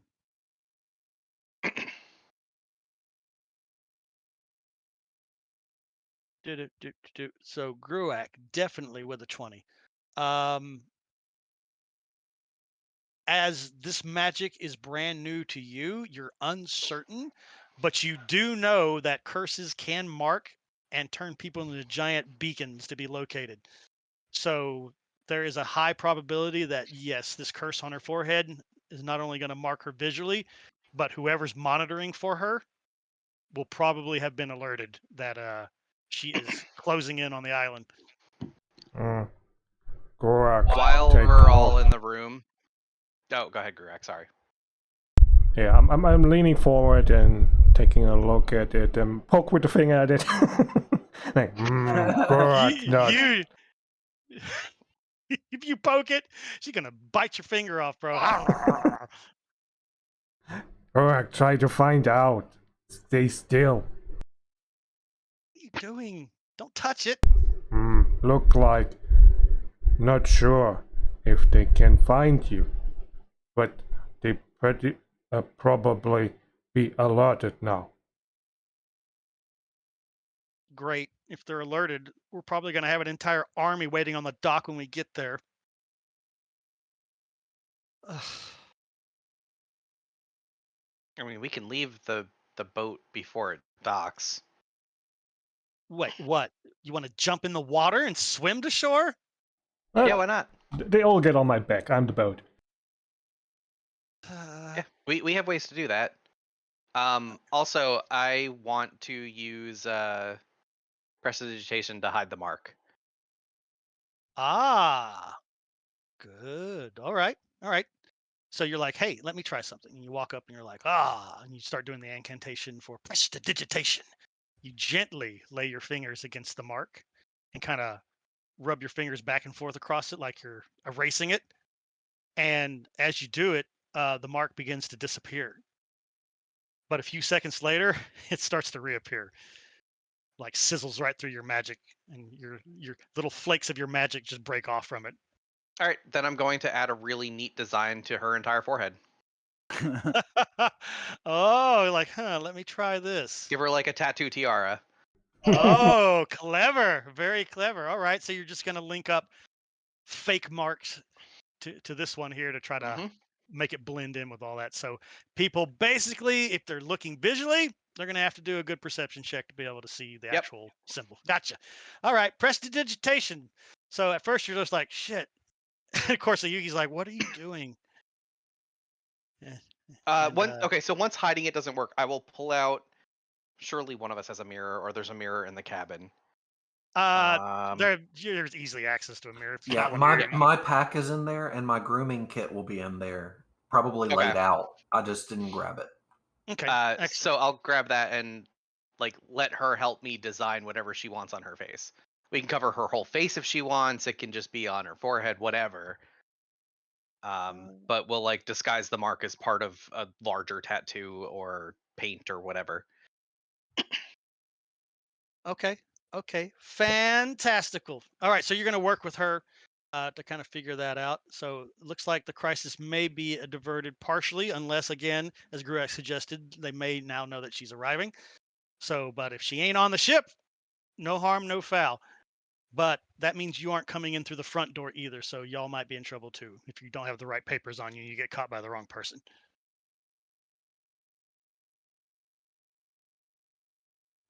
This guy's self can't target other people. That's unfortunate. Well, I guess the thing would still go through that anyway. Yeah, because this ain't a regular mark. It's a curse mark. So while you're all kind of coming up with all that, and Reggie's like, crisis diverted, maybe, and the worry starts to build up. Farland, you just kind of hang out to the side there yourself, as it looks like Mary has got an idea, and she starts creating this very intricate and beautiful tattoo that actually doesn't, like, it enhances the exotic appearance of a Yuki rather than detracting from her appearance. So it's a good design, sketched out first, obviously on a piece of paper that gets made readily available. But as the midnight hour rolls in, our second event that I mentioned at the beginning of this begins to take place. Oh, also, just in case, Oh we my brought God! Cassie with us. We did Yeah, not she's- leave her in Farland's room. No, she came with you. I said She's that. Okay. dead. I don't Yeah. know if we specified that. We Her would have head brought comes her with bouncing us. down the hallway. Suddenly, the ship's on fire, and there's a dragon's voice billowing Ninja! out. Ah, no. So, Cassie My is sitting like character a comes in. yeah. Ha ha! I killed her. Ha! And you jump overboard. Well, campaign over, everybody. Campaign's bed. over. On to Pathfinder. All right. So Cassie's sitting in the corner in the little tiny chair that's in the room, right? And she's just kind of watching everybody going on. Farland, you're kind of leaning against the wall, watching with interest, the patterning and the magic that Mary's casting. I don't think you've ever seen her do this before, at least not on this scale, this level of detail and stuff. But she nails it pretty good, and the tattoo blends in very nicely. What I want from you, though, do I want? No, you know what? You know what I'm gonna do? What is your DC? Your spell DC? Who, me? No. Mary's spell DC. Me? Yeah, you should have a spell It's DC. It should be your it's proficiency not level. high. 8 It's like- plus your proficiency level plus whatever your casting ability scores Where the? modifier. It won't be on the sheet. That's the one thing that's missing. Probably 14. Yeah, you're probably around DC 14 or 15. Yeah, that sounds right. All right, so around there. All right, so that's what I'm going to use for target numbers. Since you're the spellcaster, so I'll use that for people trying to defeat that. Okay, so to like see through the mark. yeah, to like see what's what's going on over here. So Okay. so I'll use you. So Okay. you know what? Let's put your artistic skills in there also. Why don't you give me a what am I looking for here? Why isn't your character sheet opening? Oh, there it goes. Give Sleight me of hand? But you roll at advantage because the DM already described it as beautiful. Yes. It's just yeah, it's true. It's true. I was gonna say probably something like dexterity. Yeah, I mean that's what sleight of hand would be, and I'm not trained, so it would be straight dex. Yeah, I'm just saying. Could Well, could I talk you into survival from painting like camo and the like, and disguises? you may, because this is That's a form of also- camouflage. It's a form of Yep. camouflage. Yes, I'll go with that. So give me a survival check with advantage because you guys have a plan that you already drew out on paper. I believe in you. Damn, your dice just went completely off my monitor, through my desk, and into the floor. All right, 18. All right, there we go. Okay, we're good. Okay, so event number 2, cutscene number 2, if you will. So everybody's in the room trying to discuss what's going on. Artwork's being done. Reggie, you feel a little bit better. the crisis took your mind off the seasickness that you were almost recovered from anyway, right? Because the ship's not really rocking that badly anymore since the sky's cleared up and all that. So Cassie's just kind of sitting over there, kind of watching with her big blue eyes, and tonight's been eventful with this craziness going on, and the uncertainty of now if there's going to be an army waiting for you guys when you arrive on shore, and whether you're going to need to abandon ship.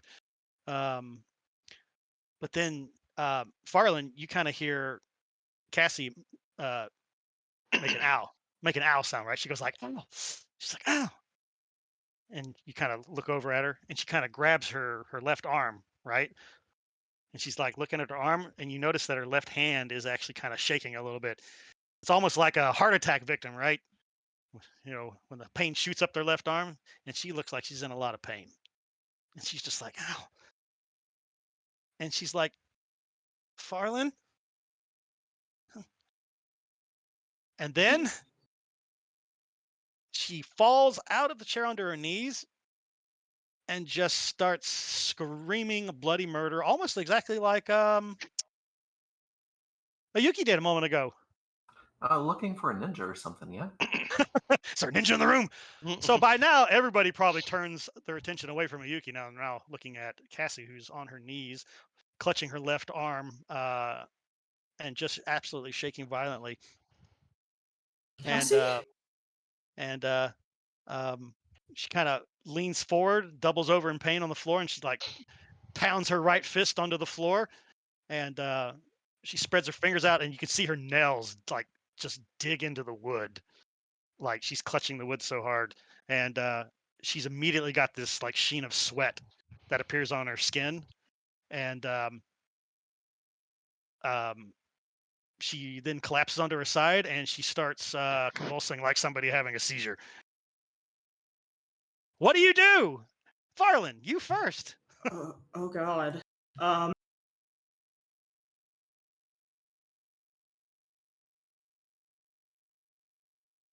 Do Fuck I this shit. see anything like on her body appearing? She was clutching her arm.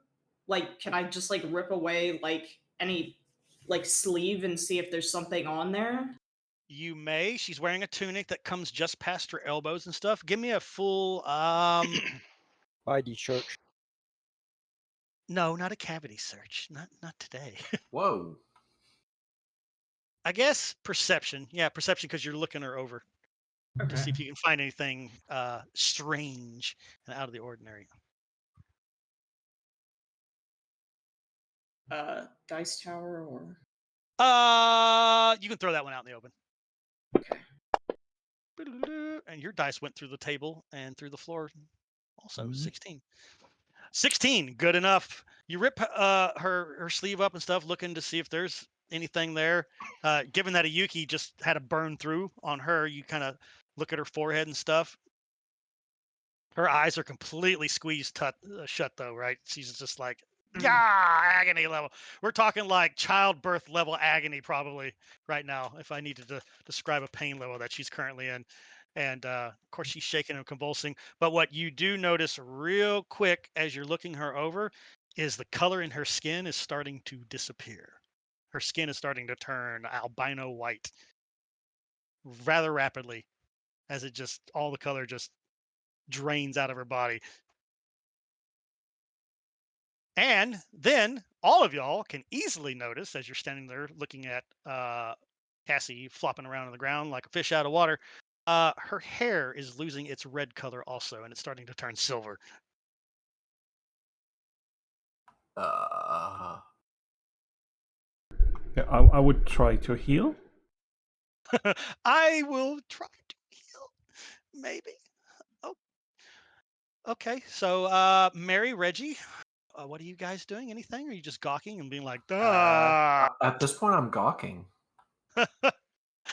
Like, yeah, this young All right. teenage girl that you've been with now for months, is suddenly losing all of her color. Okay, so first off, I'm not entirely sure this is helpful at all anyway, but casting a rope trick on a moving boat. Will that move with us? That's a good question. I'm not sure on that one, actually. This falls in the line of subjectivity of magical anchors? Like, what's the end goal? What are you trying to do with the rope trick? I basically want to just have the space available for us to bring Cassie into to see if, I mean, A, it gets her out of this room that she's screaming in to hopefully avoid alerting the rest of the crew. And hey, if bringing her into an extra dimensional space stops whatever's happening, that's a bonus. Oh, that's true. Well, while you're trying to decide, does rope trick work? I mean, I'm straight up just gonna cast it. I don't think it would, because the boat would still be moving. Yeah, if it's opening up a where the dimensional space holds still. Well, I guess like it's a question of whether, like, okay, so it's cast using like literally a rope as like the focus, and I mean the Right. rope's going to be moving with the boat. No, Right. because Right. you pull, but no, you pull it's up opening a portal though, right? and you pull the rope into the dimensional space. Otherwise, when they go by or when they look in the room, they see that rope there, and they look kind Yeah. of odd that the rope's just hanging in midair. Yeah, I'm going to say that the dimensional space would be locked in the spot where it was cast. And since the ship is moving, eventually you're going to move away from it. So you're just like, Okay. oh, maybe I should do rope. No. So while you're getting ready to cast a spell and you're like, no, that won't work. Cassie like rolls over on her back and she arches her back like straight up like she's demon possessed. She's got a demon. You need a young priest and an old priest right now. And she's absolutely sweating buckets and she's breathing just like absolutely like if you didn't know better, Farland, because you have seen this before, you would think that she's being demon possessed right now because the way she's breathing heavily and she's sweating everywhere and she's contorted and absolutely every muscle in her body's just contorted right now, and her face is completely just like she's at the point now where she can't even scream because all the air has been sucked out of her lungs. All you hear is this little pathetic squeak coming out of her. And then, while you're all getting ready to, Gruak's over there getting ready to cast another Cure Wound spell, she completely collapses. I'm trying a lesser restoration in case it's Whatever some spell condition. you're getting ready, doesn't matter. Whatever spell you're getting ready to do, right in the middle of you getting ready to cast it, she completely collapses, goes limps, and passes out. And the first thing you're probably going to want to do is be like, she's still breathing. So that's Farland was gonna check her pulse. So you quickly check her pulse and listen for her breath and stuff. She does have a heartbeat. She does have a pulse. She is still breathing. But at this point, all of y'all is what used to be a pale-skinned redhead with blue eyes is now a albino white with absolutely stark white hair, not silver, but white hair, snow white hair. And while her face is relatively close to Cassie's, there has been some kind of actual changing of the shape of her face. Her bones have snapped and moved a little bit. Her eyes appear to have become a slightly bigger. And eventually her eyes kind of just flutter open a little bit, and her eyes are this really brilliant, like pinkish red color. Problem solved. And everybody's like looking at her. And she's just like, focuses slowly on your face is the first to come into view, Farland, obviously coming back into focus. And the first words out of her mouth, it's still her voice hasn't changed or anything. First words out of her mouth is, ow.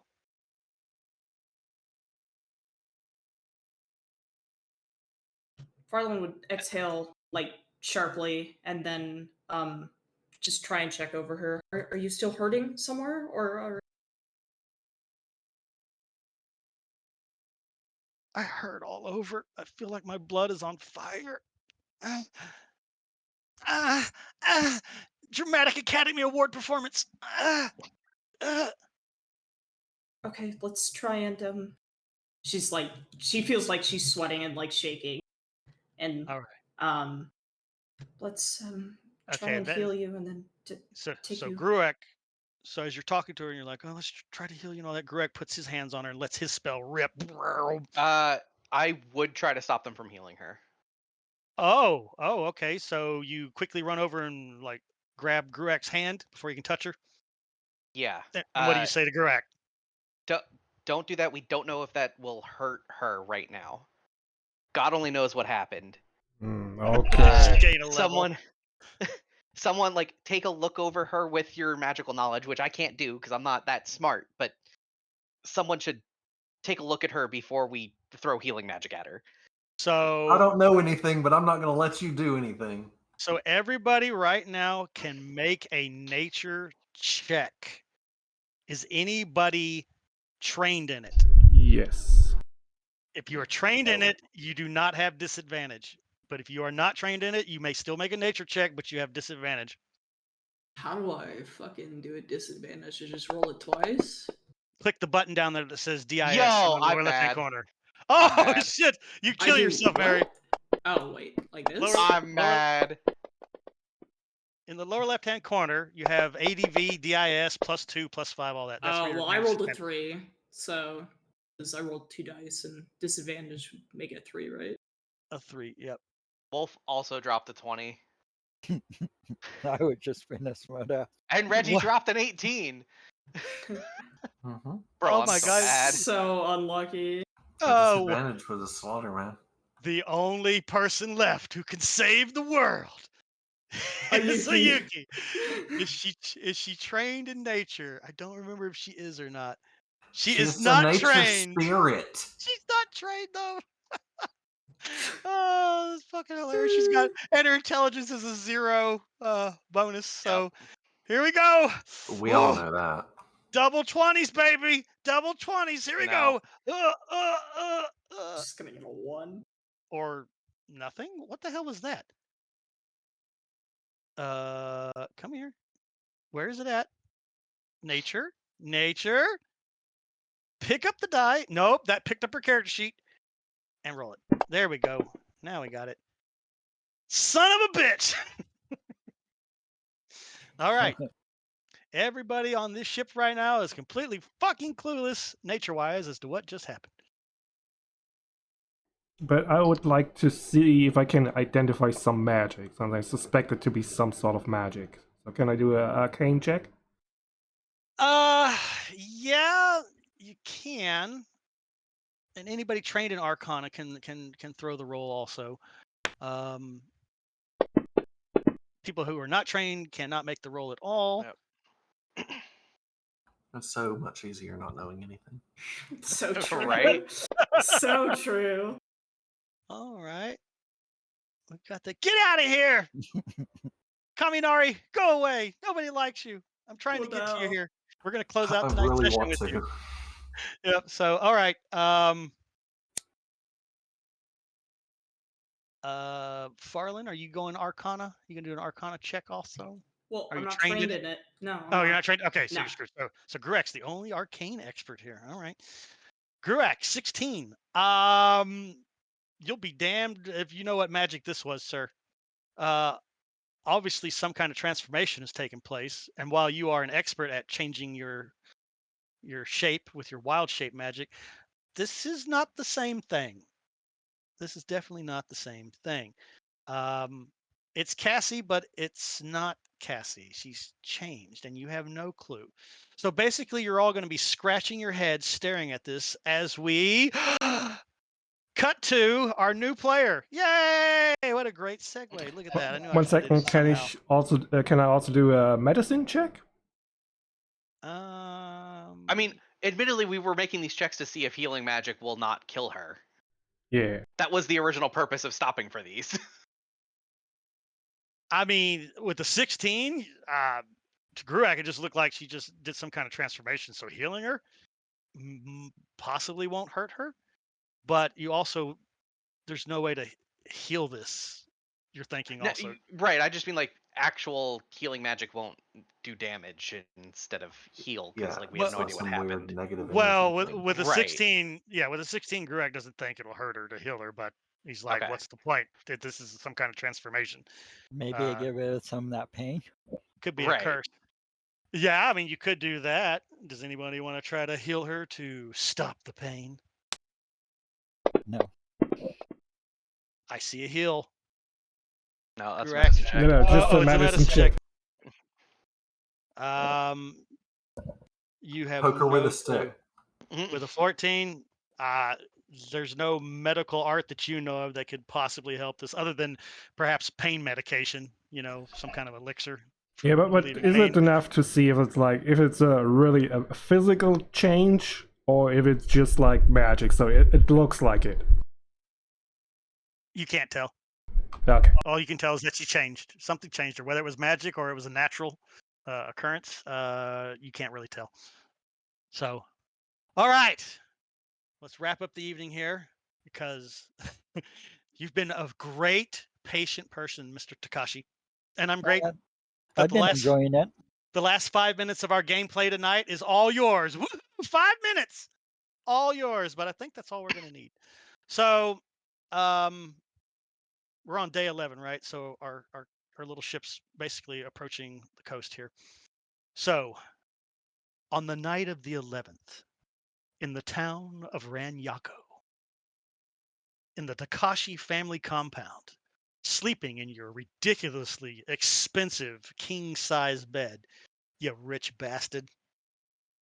Because you I don't feel rich. you I should only be got rich, like sir. I only got like 500 gold. That's your weekly allowance for the day. Oh, okay. If I remember right, you have the noble background, right? You did take noble. Let me look. Because if you didn't, I'm stabbing you in the face. Because you're nobility. Noble. Yep. Yeah. Okay, that's what I thought. Yeah, you got retainers walking around Mm-hmm. doing Yeah, retainer shit. he's practically broke. Yeah. I was talk to you after the game about maybe coming up with names for them. Okay. Yep. All right. So right now, Kaminari, you are standing in the beautiful, magnificent center of the capital city, the largest city in all of Jafong. The beautiful, towering, pagoda-like buildings surround you on all sides with their beautiful turquoise-colored tiled roofs.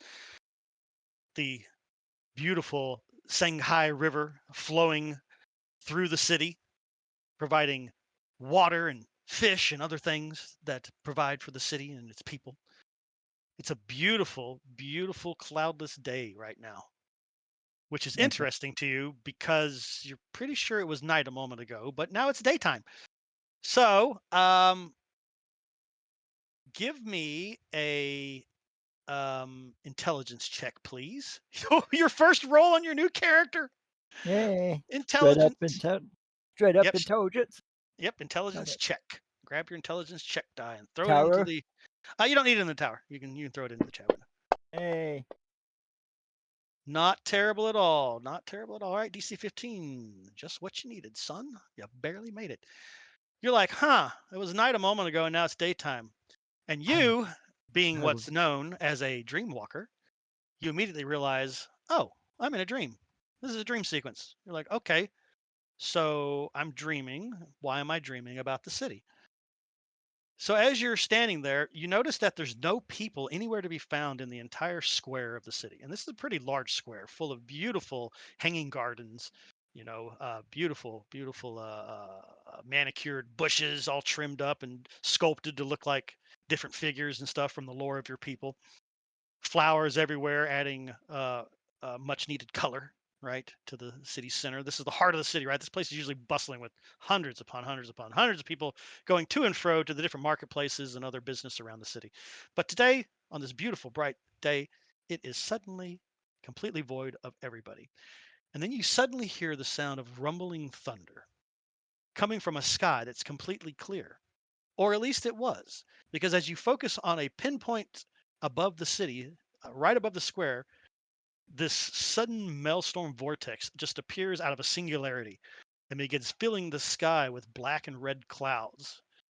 Red lightning starts arcing in between all the clouds, and pretty soon that maelstrom is a storm large enough to encompass the entire city.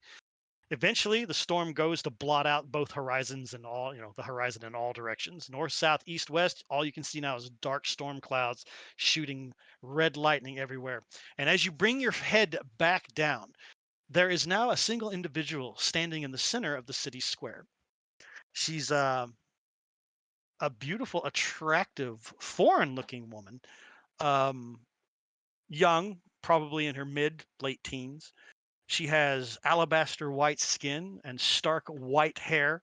Her eyes have a reddish pinkish hue to them and are currently glowing as her eyes fixate on you. She's kind of half turned towards you, but when she turns her head and sees you standing there, she turns her body completely facing you. And she does it in such a way that it's creepy as shit. Like she skips frames, right? So there's like a frame skip. 1 second she's facing, the next she's boom, like facing you. And she kind of slowly raises her hands up to the sides, clutching her hands, and you see these two balls of fire appear in both of her hands. And then from her back, massive leathery wings start to sprout from her shoulder blades, and they unfurl behind her, showing just an absolute nightmare. And then the flames, she shoots them out to the sides, and the fireballs strike buildings on either side of her, and the buildings immediately explode and erupt into giant infernos. You hear the sounds of people screaming in agony as they burn alive inside the buildings as they are rapidly consumed in the flames that lick at each floor one at a time. Her hands stretch out again, fanning more flames that set the gardens on fire. All the beautiful sculpted bushes immediately vanish into black ash. The flowers all turn into black ash. Everything is burning. The ground begins to crack under your feet. She takes a step towards you, and what should be a silent step is that of a thunderous, mighty step, as if a huge, giant beast has just put its foot down. The ground cracks even more where she stands, spiderwebbing out, destroying all the beautiful, polished cobblestones of the square. Before you know it, the entire city is burning and on fire. Her skin, you notice, though covered in white alabaster skin, begins to be replaced with white scales. Slowly, they build from her wrists, moving up her arms. Her clothes are incinerated from her body, and instead of being a naked woman, though, she has a scaled body completely all the way up to her neck. Horns begin to sprout from her forehead on either side, curling, black as midnight itself. She's menacing towards you, thundering one step at a time. Even though you realize this is a dream, your heart is now racing in your chest. A feeling of panic begins to penetrate the core of your very soul. You start to backpedal away from her involuntarily as she steps menacingly towards you. And then she's suddenly like right up in your face, like in the blink of an eye. And she just hisses at you and she slaps her burning hands to the side of your face, and you feel your flesh starting to roast off of your cheeks. And she just looks you square in the eyes, and in a feminine voice that has multiple reverbing additional voices stacked on top of it, she just says, "You are all going to die." And then you snap awake back into reality, and you find yourself laying in the darkness of your beautiful luxury noble room, soaking sweat. You've completely soaked through the sheets. Your clothing sticks to your manly skin, right? Your hair is a matted mess. And give me a perception check and throw this in the tower for me, please.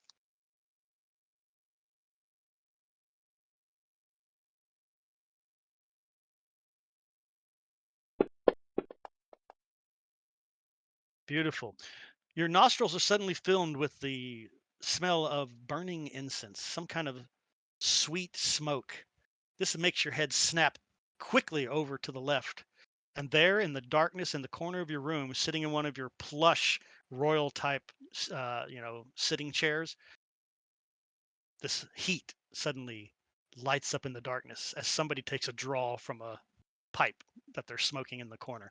We're talking Aragorn style, baby. Just takes a big draw. The flames of the tobacco light up. And for a second, beautiful purple eyes come into view as the light from the pipe flaring up illuminates a small figure sitting in the chair. And you already know who it is, but I'm going to share it with you anyway. Bop, bop. So sitting in the corner is this small frame of a woman maybe 14 years of age. She has black cat ears jutting out of her pitch black bob cut hair. Her tail is swishing back and forth behind her as she sits on the edge of the chair smoking a pipe weed. She's dressed in a lovely purple dress with black highlights, a black bow tie, and a white button-up collared neck shirt. Sleeveless with beautiful little ruffled cuffs on around her wrists and stuff. You know this person because they have offered services many times to the Emperor's causes. She is a Suki known as Safarine, and she is nothing but trouble. But the type of trouble that she gets into is often beneficial to the Empire.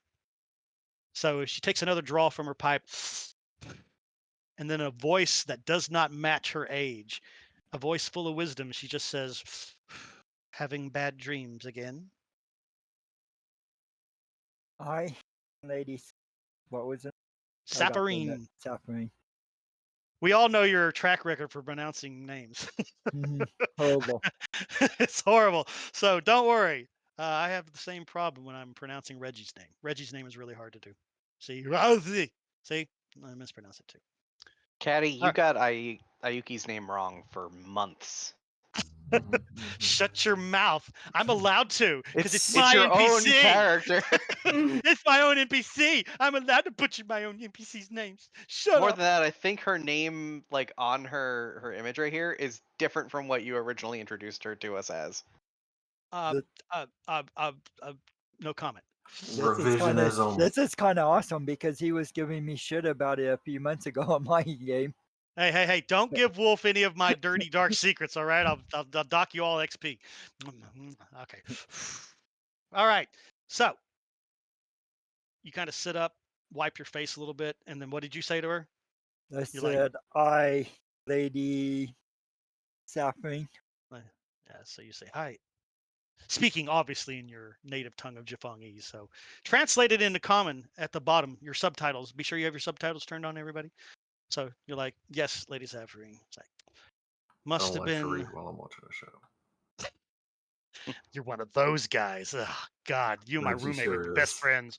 I like watching the artwork. Well, yeah, but I like having more choices for anime because not every anime's fucking in English dubbed yet. I don't Especially mind, but Reggie would mind. Especially the really good ones. I hate English dubs like you wouldn't believe. Same. I hate them so much. There is 2 English dubs that I have to watch dubbed, and they are the only ones, and I can't. Well, do it's it. just like a lot of the times the acting is like inferior. I hate to say it, but the Japanese kind of just go hard with their voice acting. It is. Well, they take it seriously. Yeah, they do. They Like do that. go seriously. Yeah. Okay. Meow. Meow. He Meow. won't leave Okay. alone. Okay. Now listen. That is the loudest cat I've ever heard in my entire life. He is a sassy motherfucker. All right. Let's finish up this scene here, so we can kick everybody and make them all go to bed like good boys and girls. All right. So must have been some dream. He's just like, oh yes, Lady Saffron. It's like, I was wondering if you might share it with me. Perhaps you'd like to talk about it, since it seems to have bothered you so much. Now, a question that should be going through your head, your head right now is, what the hell is she doing in my room? Yeah, I was thinking that, and my other question is, how much do I really trust this lady? She's never done wrong by the kingdom, but she does roll in shady circles because you are aware, because you've had to use her in the past in your job position. You know, you are the spy, one of the spy masters for the Emperor. So she's very good in that. She's very networked throughout the city. So she's a good tool to use in your toolkit when you need to get shit done. So, and the fact that she's in your room just probably denotes the fact that she probably has some levels in rogue and shit, and she's able to sneak in and pick locks and do other shit. Either that or she can walk through walls. You don't know. Yeah. She's very mysterious. Yeah. All right. So yeah, she's like, would you like to share your dream with me and get it off your chest, perhaps? Take a deep breath and let it out slowly and say, let me get something to drink. Oh. And then I will tell you what I dreamed. Well, if you're pouring drinks, I'll take one myself. climb out of the bed. I'm assuming I have like a desk or something with drinks on it. Oh, you got wardrobe, you got a beautiful fancy desk in here and all Yep. that shit. And of course you do have a decanter and everything is all silver, right? Silver pitchers, silver trays, crystalline glasses that are like fancy, ornate. Yep. So you feel one. Do you pour one for her too? Yes. Oh, very good. Oh my God, did somebody just die? Who just died? I was trying to. I was sneezing. I was trying to hold it back so I could hit the mute. It wasn't quite fast enough. We only caught the first part, so I'm like, did Safarine just slit my player's throat for real? Holy shit. Oh, that was hilarious. All right, so you bring her a drink and then Yeah. sit back down on the edge of your bed, I assume. And what Yes. do you tell her? I tell her everything. I tell her that I was in the middle of the city and it was night and I was watching the lights and checking out the moon, the glitter moon, the lush green and blue of it. And then it was day. And then it became day. And then this beautiful woman girl showed up and turned into an Onai and started throwing fire everywhere, burning down buildings, and people were screaming. So Safarine kind of leans forward, takes another draw from her pipe, and blows a smoke ring up into the air. Is it just a bad dream, or are we talking omens? I think it might be an omen. Well, then, if that's the case, I have some important information to share with you. It seems my spy network over at Fort Bandarin sent me a little message regarding some foreigners that are on their way here. Yeah, you were right to distrust that little panda bastard. Too bad you failed. So, she's just like, yes, No, I should have just throttled him behind the should have just shed. stabbed him with an ice pick right through the face. So,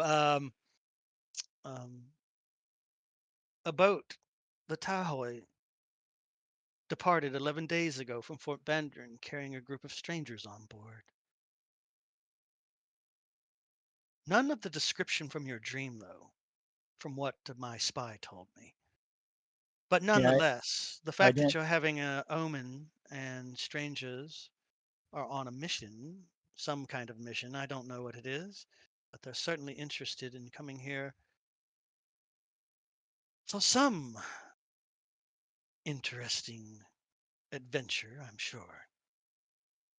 I'm wondering if your omen and their arrival are a coincidence or if they're linked. It's a good question because I didn't see any foreigners in my dream. Well, she was foreign though. She The girl was definitely a foreigner. Yeah, she did look like she didn't look like one of your people. She looked like one of them people from Roland Staro over there in the mainland. Although the white porcelain skin was obviously off, and the fact that she had stark white hair is also like, she was absolutely stunning though. She was beautiful. It's almost like looking at a porcelain doll. And so until she started sprouting wings and scales and burning everything to the ground. So, and you can still hear the screams of thousands of people echoing in the back of your mind from that dream too. So it's giving you, you got the feeling that yes, this is more of an omen and less of a bad dream. You've had enough dream walks that you know the difference between just a regular dream and an omen. So you're pretty sure that something bad's coming this way, and the evidence suggests maybe the timing. So she kind of stands up. She kind of downs the drink real fast, the rest of it, and lays it on your nightstand. She kind of taps out the contents of her tobacco, right? Make sure that it's not lit and burning anything. Just puts it out. She's just like, with your permission, advisor Takashi, shall I set my network into motion to welcome the strangers? Yeah, I think that would be a good idea. And I will inform the king. Is he an emperor? He's an emperor. Emperor. I will inform the emperor. How dare you call the emperor a king? Behead him! I knew I was getting that wrong. That's one. You get 2 more, and then you're beheaded. All right. She gives you the slightest of bows, and then she walks out through your double doors back into the the house proper. No going out windows or nothing for her. That's not ladylike. So she just walks out. She turns around, holding the both of your doors, because you have sliding doors, right? You don't have doors that swing open. They're sliding doors. And she gives you another bow. I do hope. Yeah, I do hope. You wink at her. She doesn't return the wink or make any other kind of blush or anything like that. She's very business and matter of fact. So she just gives you another little bow after you wink. She's like, I do hope you're able to return to your slumber and have a more peaceful night.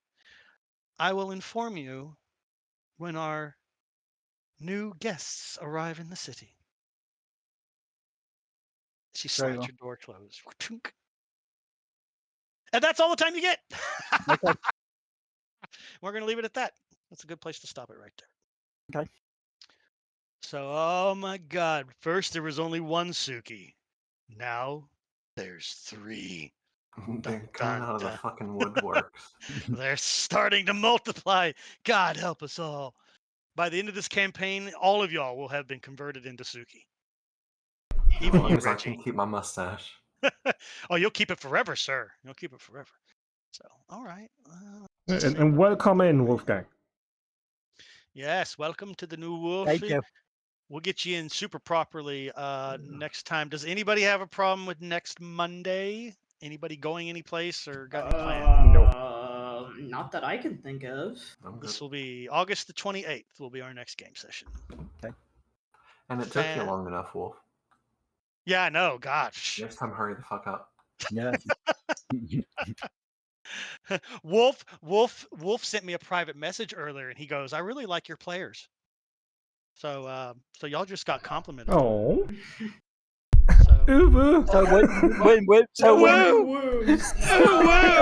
Stop. So when you guys just could have negotiated for the boat ride for the 500 gold, I would have had 600 gold. I would have had a player try to negotiate down to 5, and if he would have succeeded, I would have had another player say, "Oh, I want to negotiate that down to 400," and the next one would have went 3, and I'm like, "No, I don't work that way. It's just a one." That's why you fire them. Fire them all. Just fire all your players. Yep. Luckily, we don't have a character like that right now. Now we had one. I think that bard that you made would have probably been like that. I like your price, and the fact that you came down 50 gold is nice. However, I think we could probably bring that down another 100. You make a good point. However,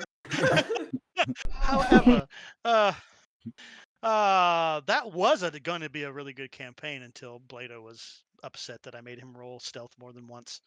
Sorry, Blado, but you were moving through different parts of the compound, bro. So yes, I'm a mean dungeon master like that. All right, that's it.